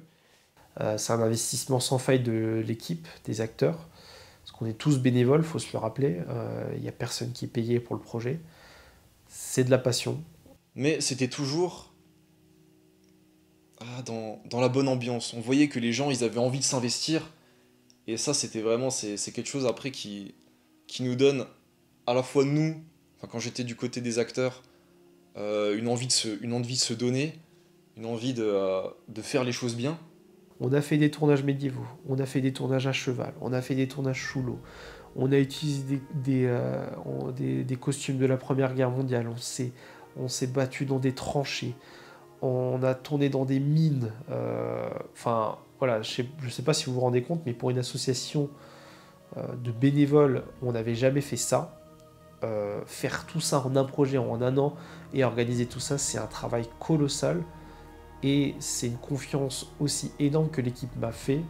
Et en fait, entre le moment où on a commencé à faire les tournages et la fin, en fait, on avait beaucoup progressé avec l'utilisation des lumières, de la caméra.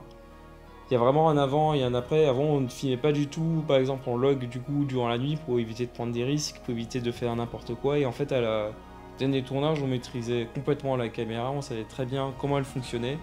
Et du coup, depuis la fin du coup de Give Me Your Hand, on maîtrise presque parfaitement comment cette caméra fonctionne et sortir le meilleur possible de ce joli capteur qu'est la 7S3. Bah ouais, c'était vraiment une très belle année, une très belle expérience. Moi, je me suis beaucoup amusé sur ces tournages. Donc par rapport à la post-production, il faut savoir que le montage brut, donc c'est l'ours. Qu'est-ce que c'est l'ours? En fait, c'est les séquences qui sont collées l'une après l'autre, tout simplement pour avoir un premier rendu et une première idée de la durée du film. Je l'ai fait en parallèle des tournages, donc à partir de, on va dire, décembre, janvier, donc après les premiers tournages, jusqu'à fin novembre, début décembre. Donc à ce moment-là, il n'y avait pas du tout d'effets spéciaux, d'ailleurs il n'y avait pas non plus les musiques. Je crois qu'il y en avait qui avaient été rajoutées, mais vraiment juste pour donner l'ambiance sur le moment. Mais ce n'était pas les musiques officielles qui allaient rester. Donc on a vu ce qu'on a fait, on s'est dit waouh, c'est donc ça de faire un long métrage.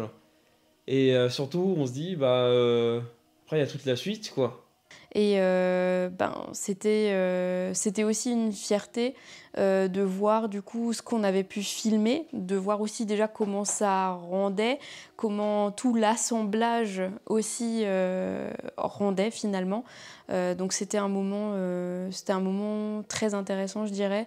Pour vous dire, le montage tel quel que vous voyez du film a quasiment pas bougé, à part certains trucs, depuis novembre-décembre 2022. Donc, pour vous dire qu'après, il y a 1 an et demi de post-production encore après, et c'est pas le montage. Donc maintenant, il faut passer au sound design, la musique. C'est une étape qui prend beaucoup de temps parce qu'il y a vraiment un sound design très très important pour ce film. Toute l'ambiance que vous voyez avec les entités, les petits bruits, les petits grognements, les petits bruits stridents, ça c'est du sound design. Donc faut placer chaque petit bruitage sur chaque scène. Et ce film, il y a beaucoup d'ambiance sonore qui en nécessite. Et c'est un travail colossal qui a pris presque 1 an en fait, juste pour le sound design. Donc même, voilà, vous voyez par exemple les combats à l'épée. Donc il y a le bruit des épées, mais en fait, c'est des bruits rajoutés, parce qu'en fait, on a par exemple le bruit quand quelqu'un tire quelqu'un, le jette au sol, ça c'est des bruits qu'on rajoute pour justement ajouter de l'impact, ajouter de la consistance à une scène en fait. Avec Demon in the Mirror, en fait, j'avais travaillé avec Morgan de Carvalho, qui est un compositeur qu'on a rencontré tout simplement en ligne, qui nous avait proposé ses services pour Demon in the Mirror. J'avais beaucoup aimé son travail, et je me suis dit que j'allais remplir avec lui. Alors il m'a pitché un petit peu l'histoire, il m'a raconté que c'était un personnage qui traversait les époques. J'ai pas mis trop de temps à hésiter. Et il m'avait demandé de composer un thème sur le style médiéval. Chose que j'ai fait. Je pense qu'il avait aimé à l'époque parce qu'il m'a dit « Ok, c'est parti, on y va ». Parce que du fait qu'il y ait tout simplement différentes époques, différentes ambiances dans le film, ça demande un travail très particulier parce que en fait il faut construire littéralement c'était je crois 5 ambiances totalement différentes dans le film. L'ambiance médiévale, l'ambiance de Première Guerre mondiale, l'ambiance dans la neige, l'ambiance des entités, les moments émotionnels. C'est un travail vraiment colossal. Parce qu'il faut savoir qu'il y a plusieurs thèmes dans le film. Le thème des personnages, Adam, Will, Linda, qui ont tous trois des sonorités différentes. Et le thème des époques aussi, parce que forcément, ils voyagent. Donc, je voulais pas que ce soit un fouillis total. Donc, j'ai pris des instruments qui existaient déjà à ces époques-là. Donc, pour la Première Guerre mondiale, j'étais dans le classique, c'est donc, ça va être des cuivres français, trompettes, et un harmonica. Parce que justement, l'harmonica est très utilisé donc, dans le côté Far West, dans les films western, tout ça. Et c'est un instrument qui existait déjà à la Première Guerre mondiale et qui était utilisé. Honnêtement, je ne le savais pas tant que ça. Donc, quand j'ai fait mes recherches, je me suis dit, c'est quoi, on va le mettre à l'honneur et puis je vais le mettre presque en instrument principal, quoi. Et donc voilà, il y avait le thème enneigé. Alors là, je souhaitais que ce soit glacial. Donc j'ai utilisé du violon, des hautes notes de violon et du piano assez haut, ce qui donnait ce côté très froid, très pur et léger, comme la neige un petit peu. Et le thème de médiéval, donc c'était le premier que j'avais composé à l'époque, quand j'ai lu le scénario et quand j'ai vu les images, je me suis dit ok, il faut que je parte carrément sur quelque chose d'autre. Donc là j'ai utilisé du violoncelle électrique. Il a ce côté, le violoncelle électrique a ce côté très sale, très impur justement, qui notait bien je trouve avec le côté médiéval violent et brut. Je lui ai dit les thématiques des personnages que je voulais. Par exemple, je voulais que Will, vu qu'on le voit souvent avec une guitare, qu'il y ait beaucoup les notes de guitare qui ressortent. Quand je lisais le scénario, justement, moi j'étais dans la tête d'Adam. Je savais pas que Will avait... Donc Will qui est personnage secondaire au début et qui prend une place plus importante par la suite. Donc je me suis dit c'est juste un gars qui traverse les époques. Donc je suis parti sur un synthé. Comme ça, passé, présent, futur, honnêtement, ça passe. Il n'y a pas d'erreur généralement. Et le thème de Will, là, Kevin avait une idée très précise en tête. En fait, la guitare a une place importante dans le film et il voulait que son thème à lui soit fait à la guitare. Donc du coup, j'ai commencé par une guitare acoustique et son thème est très évolutif. En fait, le personnage évolue pas mal dans le film. Donc au début, on commence par une guitare acoustique et on évolue en guitare électrique. Et pour Linda, je cherchais quelque chose d'assez fort, puissant et très intime à la fois. Généralement, il y a un truc qui fonctionne à tous les coups, c'est cuivre, violon, piano. Voilà. Donc du coup, évidemment, je les ai utilisés pour que ça matche plutôt bien avec le personnage. L'idée, c'est pas que je lui dise moi je veux ça, exactement ça. Non, faut que lui il ait sa liberté créative pour créer son art. Et voilà, c'est un travail collaboratif. Et ce que j'aime bien avec Morgan, c'est qu'on a tout de même la même vision et les mêmes références aussi un peu cinématographiques. Lui, il aime beaucoup Hans Zimmer, c'est un de mes compositeurs aussi préférés. Donc forcément, il y a des liens qui sont là et il y a des thématiques qui sont là, qu'on aime. Et c'est forcément un peu plus facile de travailler ensemble. J'ai dû composer pendant 1 an à peu près. Alors j'étais pas tous les jours, mais entre les thèmes, les personnages, les thèmes, les époques, la recherche, le fait de réussir à adapter tout ça avec les images, il y a des fois j'y arrivais pas, il y avait une scène, puis j'essayais, qu'il me disait non, ça c'est pas trop ce que je recherche, c'est pas trop, ça colle pas trop, peut-être que ça c'était mieux avant. Il me disait bon écoute, laisse ça pour le moment, passe à autre chose. Et des fois ça passait tout seul d'ailleurs, je faisais une fois, c'était one shot et puis tant mieux.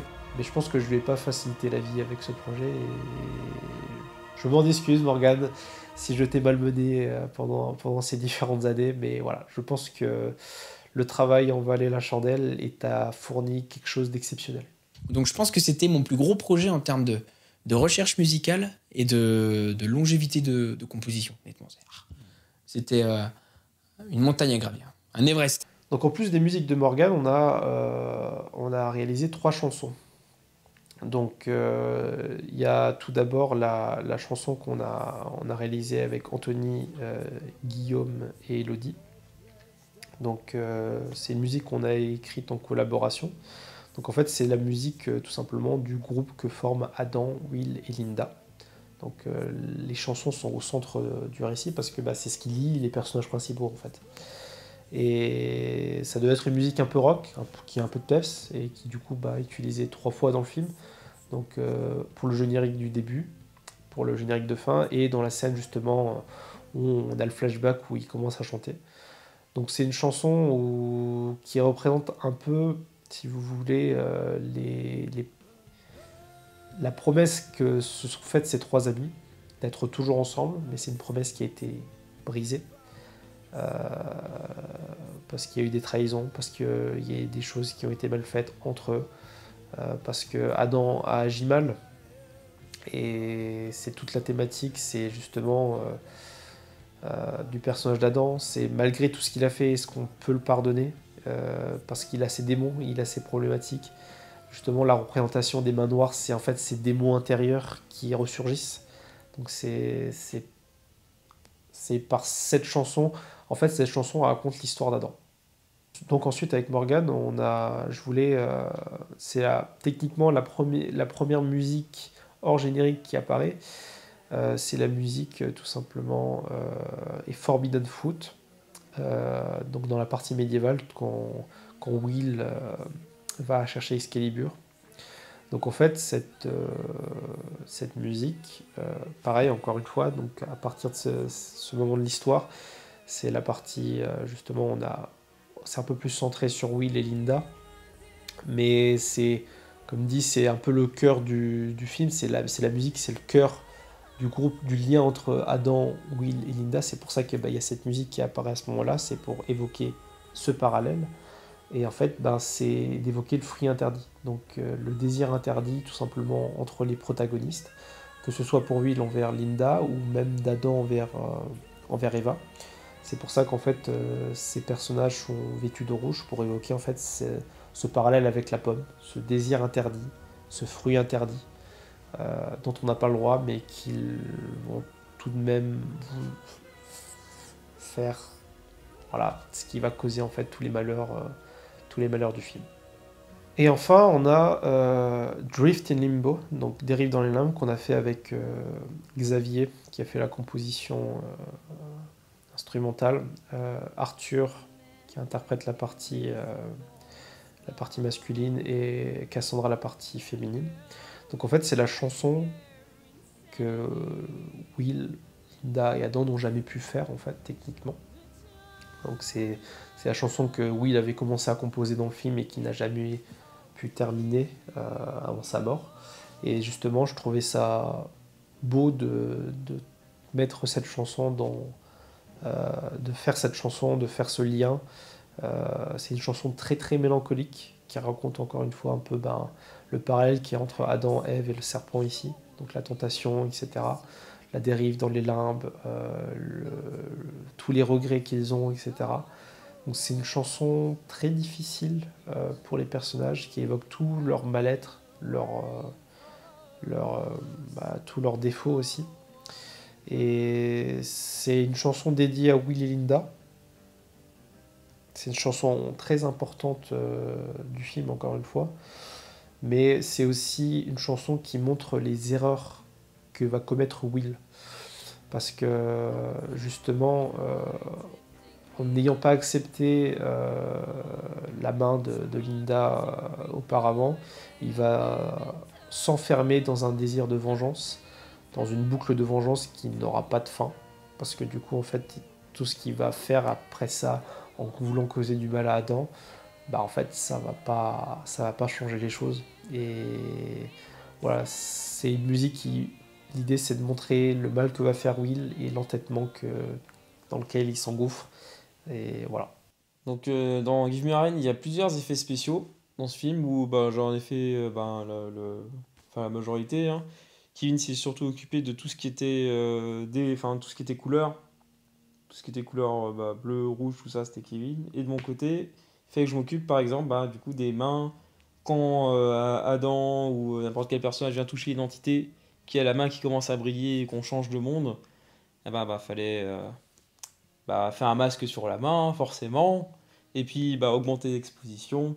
Et on a utilisé beaucoup d'outils présents dans DaVinci Resolve pour créer tous ces effets. On a utilisé l'outil qui fait des rayons de lumière autour de la main pour donner l'impression que ça vient de la main, que ça brille, tout ça. Ça, c'était plutôt Ça allait encore à faire. Il y avait encore pire après. Donc un des éléments importants du film, c'était qu'il y avait des passages en noir et blanc. Parce que pour marquer justement cette perte de couleur, justement, qui était très importante. Mais en même temps, on voulait garder certaines couleurs. C'est pour montrer en fait tout simplement l'obsession des différents protagonistes. Donc ça a demandé pas mal de travail d'isolation de couleurs, parce qu'en fait il faut tout simplement faire un masque sur les personnages. Donc en fait on a un outil qui s'appelle le Magic Mask sur DaVinci. Donc c'est un outil qui permet de traquer tout simplement le masque qu'on peut faire sur les vêtements, sur les personnages. Alors c'est un outil qui aide beaucoup mais qui n'est pas parfait. Donc des fois tout simplement si on va masquer tout simplement une partie du bras et pouvoir isoler justement cette couleur, des fois sur la première image ça va aller, sur la deuxième image il va couper la moitié du bras. Donc il faut faire des corrections. Donc c'est un travail très long. Je m'attendais pas à ce qu'il y ait autant de travail finalement, mais je pense que le plus difficile ça a été le côté bleu, parce qu'en fait pour par exemple Lucien, en fait le bleu certes ça ressort, mais en fait il y a beaucoup de forêt autour de lui, donc le vert et le bleu dans les nuances c'est assez proche, et du coup c'est difficile à isoler en fait, c'est assez difficile à isoler, donc ça a été un gros travail pour le PC aussi, parce que du coup il ramait pas mal avec ça. Après on a eu aussi les yeux rouges à colorer. Pareil, là c'est image par image. Chaque moment où il y a les yeux, il faut traquer le rond de l'œil. Ensuite, dès qu'il y a des défauts, il faut corriger, il faut remettre le cercle du coup autour de l'œil correctement. Et après, du coup, il y avait le pire à venir. C'était, on s'en rend pas compte comme ça, mais c'était les lucioles. Lorsque les entités disparaissent, pour faire cet effet, fallait du coup détourer forcément la personne, hein, tout ça. Et le truc, c'est que les lucioles, c'est des particules 3D dans DaVinci. Et faut que l'ordinateur calcule tout le mouvement de chaque particule. Et ce qui faisait que ça ramait complètement. On a fait ce qu'on a pu. Je suis plutôt satisfait du résultat final, mais c'était vraiment pas du tout évident pour en arriver là. Donc pour la partie en neige, en fait, on avait un gros problème, c'est que dans le scénario, Manu et Pascal, ils sont enfermés dans le chalet à cause d'une tempête de neige. Sauf qu'on ne pouvait pas utiliser la machine à neige, parce qu'en fait, elle faisait un bruit assourdissant sur le lieu de tournage. En fait, tout simplement, on ne pouvait pas faire de prise de son avec. C'est pour ça qu'on l'a utilisé que dans la scène un peu musicale qu'il y a par la suite, où justement Manu marche dans la neige et dans la tempête. Mais en fait, dans le reste, en fait, on a dû tout simplement faire une fausse neige, des effets spéciaux. Donc on a dû faire un outil c'est un outil de particules qu'il y a sur DaVinci, et j'ai dû tout simplement essayer de la rendre la plus réaliste possible. Donc ça a demandé de colorer tout simplement la neige pour que c'est la même couleur que la neige qui était déjà présente sur le lieu de tournage. Mais les flocons, faut qu'il y ait plusieurs couches, donc une couche à l'avant, une couche derrière les personnages. Donc ça demande de traquer les personnages, donc de faire un masque sur les personnages pour que la neige aille derrière eux, et qu'on est devant pour que ça fasse réaliste, parce qu'on peut pas juste mettre une image de neige, hein, c'est pas aussi simple que ça. Donc pareil, le PC a beaucoup carburé, parce que des effets 3D, des effets multicouches, le PC il en pouvait plus. Il y avait aussi un autre effet que je retiens, c'était quand les personnages sortent des corps des personnages qui sont dans leur monde, on a utilisé une sorte d'effet qui reconnaît un petit peu les zones de contraste des personnages. On aurait en fait à faire déplacer ça comme si c'était une sorte d'onde lumineuse une sorte d'énergie quoi, qui fait sortir le personnage. Moi j'aimais bien plutôt cet effet-là, j'ai présenté ça à Kevin, on était plutôt raccord là-dessus, on s'est dit ok, on fait ça. Et pour l'anecdote, le pouvoir où du coup Linda repousse, comment dire ça, tout ce qui est image en noir et blanc, enfin son pouvoir un peu spécial où elle lui fait sa main comme ça, c'est le même effet pour le coup, où on voit l'espèce d'onde lumineuse qui se déplace sur l'écran. On a l'entité Will justement, il a un pouvoir, donc chaque entité en fait a un pouvoir un peu spécifique. Par exemple, l'entité chef a une force brute énorme. Le personnage de Will en entité Lui, il a une super vitesse pour justement avoir ce côté un petit peu serpent qui attaque, qui est très vif en fait. Et bah, en fait, voilà, il fallait déjà que sur le tournage, en fait, on fasse tous ces plans au trépied et que ben, tous les acteurs autour de moi en fait se mettent en mode au ralenti et moi que j'aille super vite. Donc après on a accéléré tous les plans. Donc le fait que les acteurs soient au ralenti, eux, bah, ça a permis justement qu'on accélérait de se caler par rapport à ça. On a dû ajouter un espèce de flou à la super vitesse, un espèce de flou artistique un peu, pour justement donner une impression de gros flux de mouvement pour apporter un petit peu à l'effet. Et en plus de ça, on avait un effet justement de tremblement avec un effet un peu d'optique bleu et rouge pour encore plus ajouter d'impact en fait aux différents coups qu'il pourrait donner. Donc ça n'a pas été l'effet le plus difficile à faire, mais c'était surtout trouver l'aspect qu'on voulait que ça transmette qui a été difficile à trouver. On faisait le montage des effets spéciaux sur DaVinci, sur ordinateur, tous les mardis soirs, jusqu'à presque minuit, 1h du matin des fois. C'était très très très très long, très très très difficile. Parce que du coup, en même temps, on apprend à faire des effets spéciaux, on apprend à utiliser Fusion. Des fois, bah, en fait, avec les rushs en 100 FPS, bah, des fois, l'ordinateur, il était vraiment... il galérait du mieux qu'il pouvait. C'était pas évident à faire. On a fait ce qu'on a pu. Mais c'était vraiment une cadence vraiment difficile pour pouvoir sortir le film suffisamment tôt, quoi. Parce que sinon, en fait, il sort au bout de 10 ans, quoi. Donc, il fallait se donner à fond. C'était un autre sacrifice à faire, en plus des tournages, pour sortir le film. Donc je l'ai fait. C'était chaud, mais au final ça a valu le coup. Moi quand j'ai fait le mixage sonore au casque, etc., au déploir, j'ai fait tout le mixage du film, tout est très bien, etc. Et après on s'est dit, ben, j'ai un home cinéma, on va tester le son sur ce home cinéma pour voir comment ça peut potentiellement rendre au cinéma.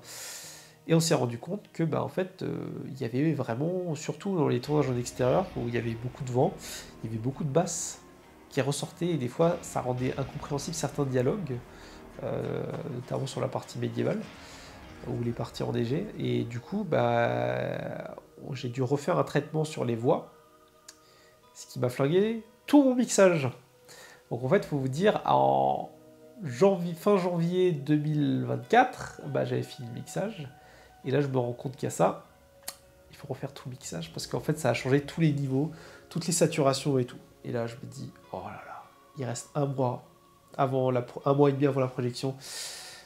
J'ai fait presque des nuits blanches en fait pour recorriger tout. Mais voilà, faites attention à ça.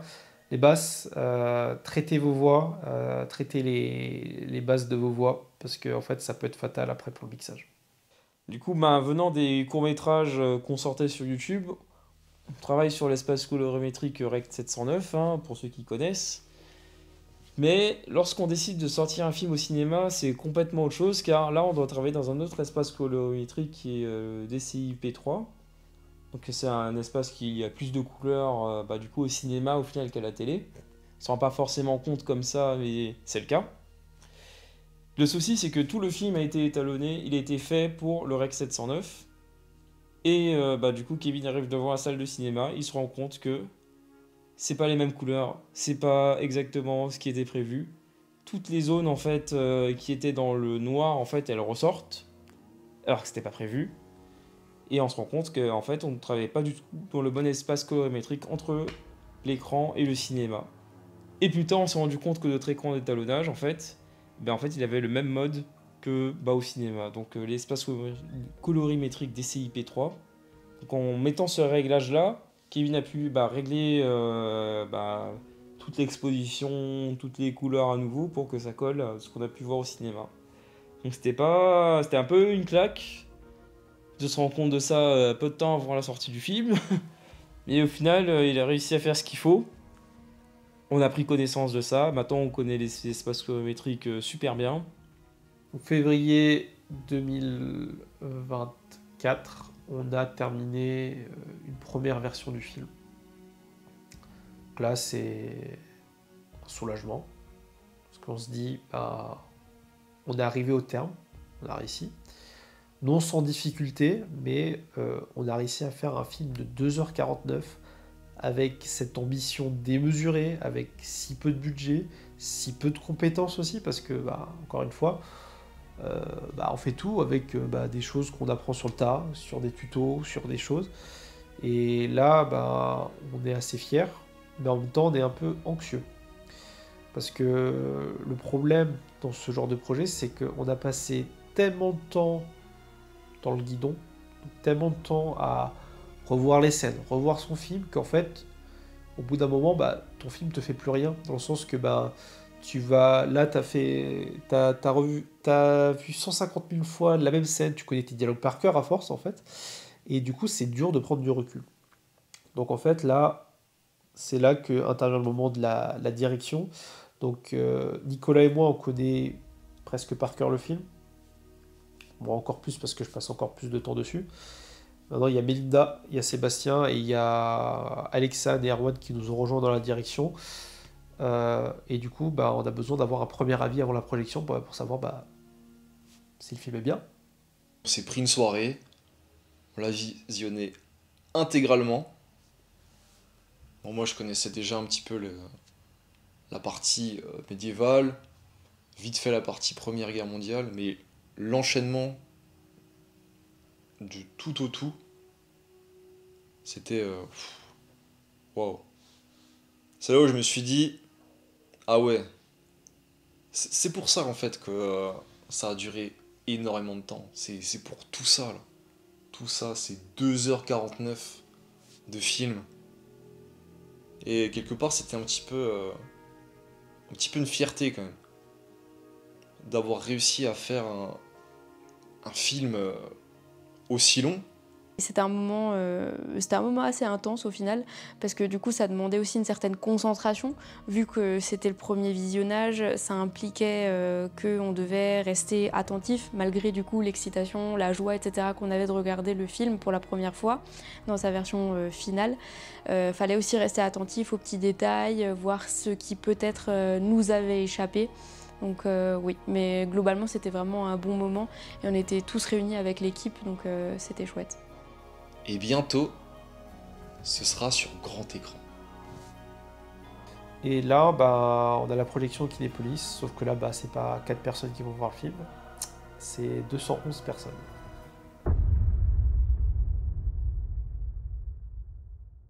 Et à ce moment-là, juste quand je fais le check des personnes, je me dis, ouais, bon, bah, ok, il est présent, il est présent, il est présent, il est présent, il est présent. Et arrivé dans la salle, on rentre dans la salle en tout dernier, une fois que tout le monde est bien installé. On se met au niveau de l'écran, on se retourne, et là, salle comble. On sent un petit peu là, c'est bizarre de voir une salle comble qui est venue pour ce que t'as fait toi. Donc je sens que mon équipe est très, très stressée. Moi, bizarrement, ça va. Donc c'était un grand moment. J'ai même invité du coup des amis, ma famille, tout ça pour voir le film parce que c'est la concrétisation de beaucoup d'années de travail. Je pense que c'est vraiment un moment indescriptible en fait, parce que déjà il y a la réalisation qu'on a réalisé un long métrage aussi long, aussi fastidieux, aussi difficile finalement. Et en plus de ça, on a cette salle qui est comble. On a tous ces gens qui, pour la plupart, font partie de nos familles, qui nous ont vu cravacher en fait sur ce projet depuis longtemps. Et puis il y a un mélange de plein de choses, de la fierté. On espère aussi ne pas décevoir. Et puis on est très content surtout. On est très très content. Ce moment était émotionnel à 15 000%, car visionnage sur un grand écran, salle remplie. Beaucoup de gens que je ne connaissais pas sont venus pour regarder ce film. Ils ont pu voir le film, tout le monde était content, moi j'étais content. Ça fait vraiment bizarre de voir tout ce travail réalisé en fait sur un écran de cinéma, c'est vraiment pas pareil qu'à la télé. Si vous l'avez vu qu'à la télé, dommage pour vous, vous l'avez raté au cinéma. Au cinéma c'est encore mieux. Voir que mon rêve s'est réalisé et que beaucoup de gens l'ont vécu avec moi. C'est un moment que je n'oublierai jamais. Donc ça, c'était quand même assez incroyable pour le coup comme expérience. Et ça, je peux dire que ça fait quelque chose de voir que les gens ont apprécié, que les gens sont contents, même des gens qui n'ont jamais participé au projet te font des retours, voilà, même si c'est pas leur genre de film, même si c'est pas leur cam de base, ils ont apprécié, ils ont suivi le film de A à Z, ils ont compris, ils ont aimé le message, ils ont vu le travail qu'il y avait derrière, et ça, bah, ça fait chaud au cœur, quoi. J'ai bien demandé à tout le monde s'ils ont bien aimé. J'aurais dit, restez sincères, hein, s'il vous plaît, restez sincères, parce que c'est important. Et ils avaient tous apprécié. On a eu des compliments de tout le monde, de toutes les familles. C'était un beau moment. C'était un beau moment. Donc là, on se remettait seulement de nos émotions du cinéma, des montagnes russes que la projection avait provoquées. Et Kevin m'annonce qu'il va falloir faire tous les sous-titres du long métrage. On pense que c'est fini, bah en fait il y en a encore. Il y a les sous-titres du film. Et oui, c'est pas que je les avais oubliés, mais voilà, il faut traduire tout le film. Donc ça, la traduction encore, c'est pas le plus compliqué, même s'il y a quand même quelques termes, la traduction du français à l'anglais, bon voilà. Il y a la partie médiévale, bon, le vieux français un petit peu, même si j'ai pas trop accentué dessus, bah faut le mettre en anglais, c'est pas facile. Il y a les termes, par exemple Guenièvre, les noms, certains noms, bah c'est pas Guenièvre en anglais, c'est Guenevere. Donc pareil, voilà, il faut adapter ça correctement. Donc bah moi j'ai fait une première traduction de tout le texte que j'ai soumis à Melinda. Et après, bah, l'autre difficulté, bah, faut placer chaque sous-titre au bon moment dans le film. Donc ça demande du temps. Donc je pense qu'on a passé 2 mois. En fait, j'ai fini, je crois, le jour de mon anniversaire, les sous-titres, donc le 9 mai 2024, les sous-titres. Donc en fait, la date finale du projet, finalement, ça a été le 9 mai 2024 du projet. C'est là qu'à partir de ce moment-là, on a commencé à soumettre le film dans les différents festivals. Meilleur ensemble d'acteurs, le New Jersey Festival. Ah, ça claque quand même. Bon, bien sûr, là je suis le seul représentant ici présent, mais c'est toute une équipe là derrière. Et à la base, ben, on s'était juste dit, bon, bah, les gens ils ont aimé, pourquoi pas le faire passer des festivals. Et au final, on a reçu tellement de prix. En fait, ma première réaction, c'était « Hein? Quoi? Non, c'est pas possible. Moi, avoir un prix, mais pourquoi ?» Donc je me pose la question et je me dis « Mais en fait, mais peut-être que mon travail a payé. » Je me dis « Peut-être que toutes les fois où je me suis acharné, peut-être que ça a bel et bien servi à quelque chose. » Et de voir sur un Oscar, Best Actor, Jérémy Agbessi, de voir cette récompense-là, je me dis, mais il faut vraiment croire que tout travail paye. Certificate of Award. Best cinématographeur, Nicolas Lénérand pour Give Me Your Hand. Eh bien, ça fait vraiment plaisir de voir son travail reconnu lors d'un festival. Parce que bah, c'était beaucoup de travail. C'était beaucoup d'entraînement pour comprendre comment filmer, comment utiliser la caméra pour sortir la meilleure image possible. Donc je suis content que le travail ait été reconnu, que voilà, qu'il y a un certificat qui l'approuve, hein, que je filme plutôt bien. Donc ça c'est vraiment cool. C'est un signe de reconnaissance d'avoir autant de prix. Donc moi j'ai reçu quelques prix, mais en fait je les attribue pas à moi, je les attribue au travail de toute l'équipe. Donc là c'est le prix du meilleur long métrage au Festival d'Athènes. Donc c'est une immense reconnaissance. Donc c'est surtout de se dire que ce qu'on a fait comme travail c'est reconnu et que il y a de la qualité derrière et que on est classé quand même parmi les indépendants dans le top. Donc de se dire que on a les compétences pour faire des films, on n'est pas mauvais. Et le fait d'avoir vraiment autant de récompenses, autant de nominations aussi, que ce soit en acting, que ce soit en réalisation, que ce soit dans le côté action, que ce soit dans la photographie, que ce soit dans la musique. Donc c'est tous les segments en fait où on a essayé de mettre les potards à fond en fait. Partie action, on en a fait plein de chorégraphies et il y a plein de choses qui font qu'il y a de grosses parties d'action. La musique, on a mis une grosse partie dessus. Alors pour le prix, le voilà. Alors je sais pas si on va bien voir, je sais pas si ça va être flou, mais qu'est-ce que ça me fait de recevoir un prix? Bon alors pour être honnête, ça fait toujours plaisir, ça on va pas se le cacher, mais c'est pas l'objet en tant que tel qui me provoque quelque chose. C'est le fait de me dire que ici, en fait j'ai composé la musique ici, et le fait de me dire que j'ai réussi à évoquer quelque chose chez quelqu'un, quelque part dans le monde. Juste ça.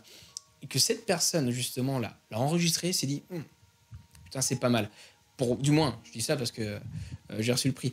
Parce qu'il faut savoir que, en fait, j'ai pas eu réellement de formation musicale, que tout est autodidacte. Et donc, le fait de recevoir un prix me donne confiance aussi. Me fait dire, ok, bah, j'ai pas fait tout ce chemin pour rien. Et que peut-être, je vais continuer à évoquer des choses chez des gens et que peut-être je recevrai d'autres prix pour ça aussi. Ce que j'espère. Mais voilà, c'est ce qui me touche le plus quand je reçois un prix. En vrai, quand je suis entrée dans l'association il y a une paire d'années maintenant, j'avais toujours dit je n'irai jamais devant une caméra parce que je suis de nature assez timide et ça m'intéressait absolument pas. Jusqu'à ce qu'on me force un petit peu à y aller, il faut quand même dire les termes. Et en fait, ça m'a tellement plu que depuis, je me suis pas trop arrêtée. Et puis du coup, recevoir ces prix, en fait, ça me fait rire parce qu'à la base, c'était vraiment une blague en fait. Que je commence à jouer, que je commence à être actrice, entre guillemets. Et du coup, voilà, il y a un mélange de fierté parce que je me dis, tiens, je suis aussi capable de faire ça. Mais pour moi, ça reste quand même toujours une grande blague. Là, je vais vous raconter un truc là qui est... Vraiment, il nous a émoustillé un petit peu ce truc-là. Donc, il se trouve que pour un des festivals, Kevin nous a fait venir dans la salle où on est là maintenant, actuellement, pour visionner l'enchaînement des courts-métrages qu'on allait présenter au cinéma.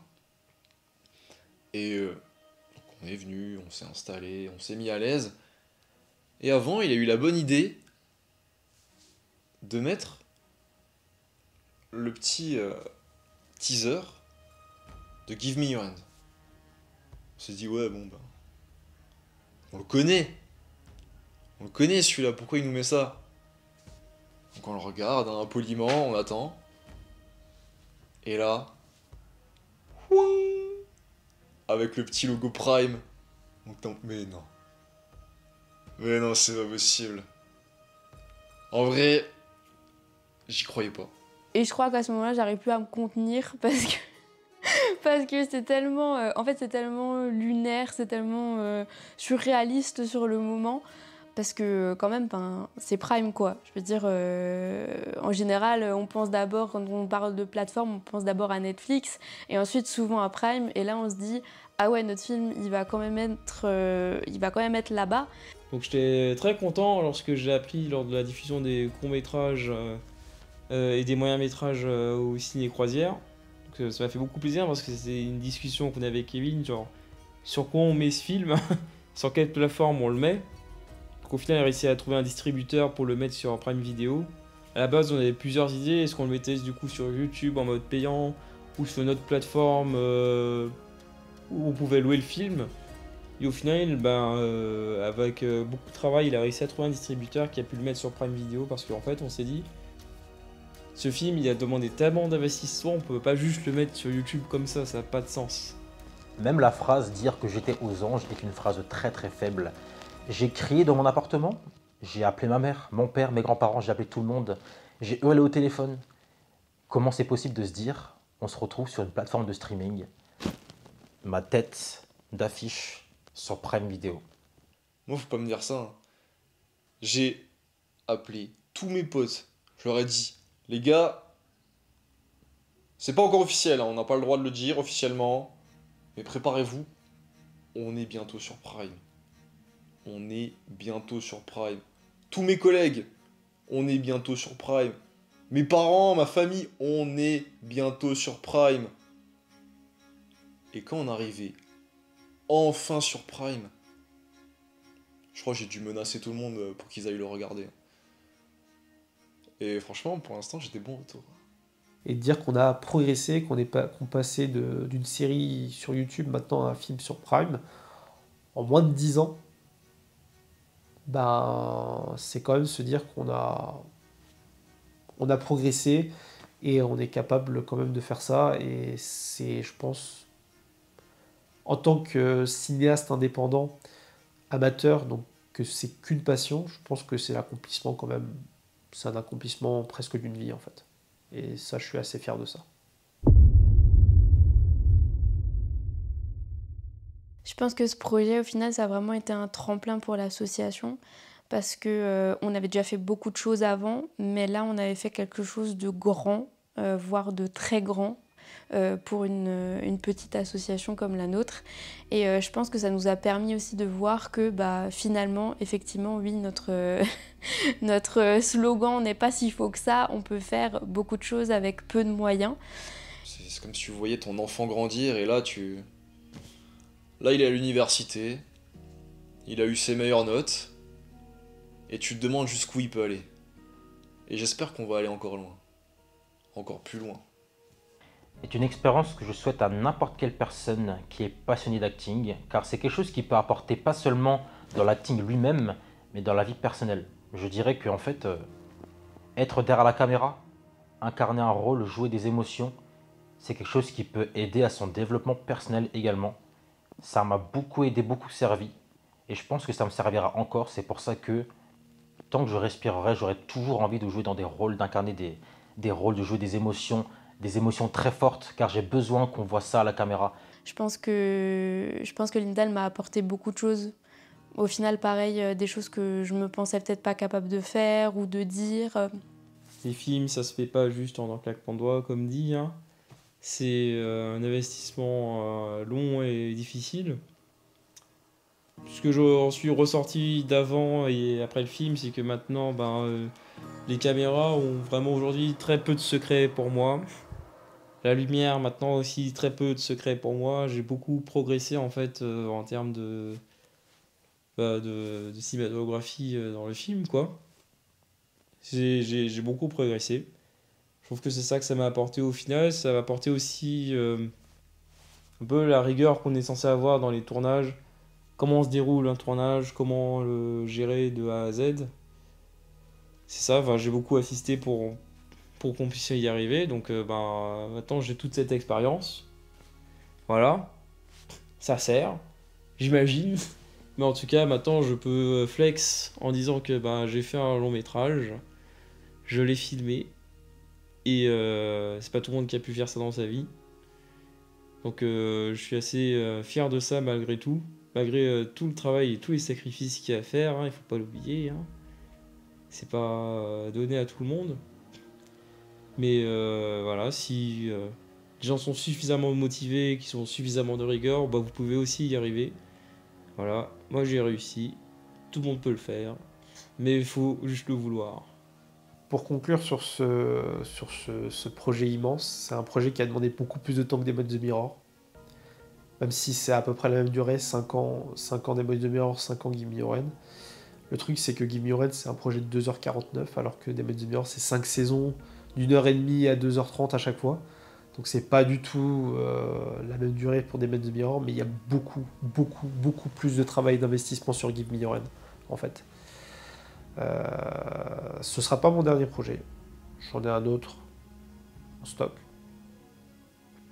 qui prendra peut-être tout aussi de temps, mais je pense que grâce à Give Me Your Hand, je vais pouvoir mieux gérer mon temps, mieux gérer l'investissement de travail qu'il faut. Je remercie aussi énormément la bonne humeur des gens. La bonne humeur des gens, leur patience. C'était quelque chose qui fait vraiment chaud au cœur. Un énorme remerciement pour toute l'équipe technique qui ont fait multiples rôles, qui ont été multiples casquettes, ingénieurs son, technicien lumière, ou des électros, perchman, clap, photographe de tournage. On se rend pas compte, mais il y a énormément de personnes derrière la caméra et on les met pas assez en avant. Et en fait, sans eux, sans l'équipe, il n'y a pas de film. Certes, j'ai une idée, certes, je fais l'organisation, certes, je le fais ci, mais en fait, si on n'a pas d'équipe, si on n'a pas d'acteurs, si on n'a pas d'équipe de tournage, il n'y a pas de film. Et en fait, c'est grâce à leur investissement sur un projet qui n'est techniquement pas de leur initiative, mais qui se décident de s'investir sur un projet qu'on croit, de me faire confiance, merci. Merci de m'encourager, merci de me suivre dans mes aventures folles. Et j'espère vous retrouver dans les prochaines.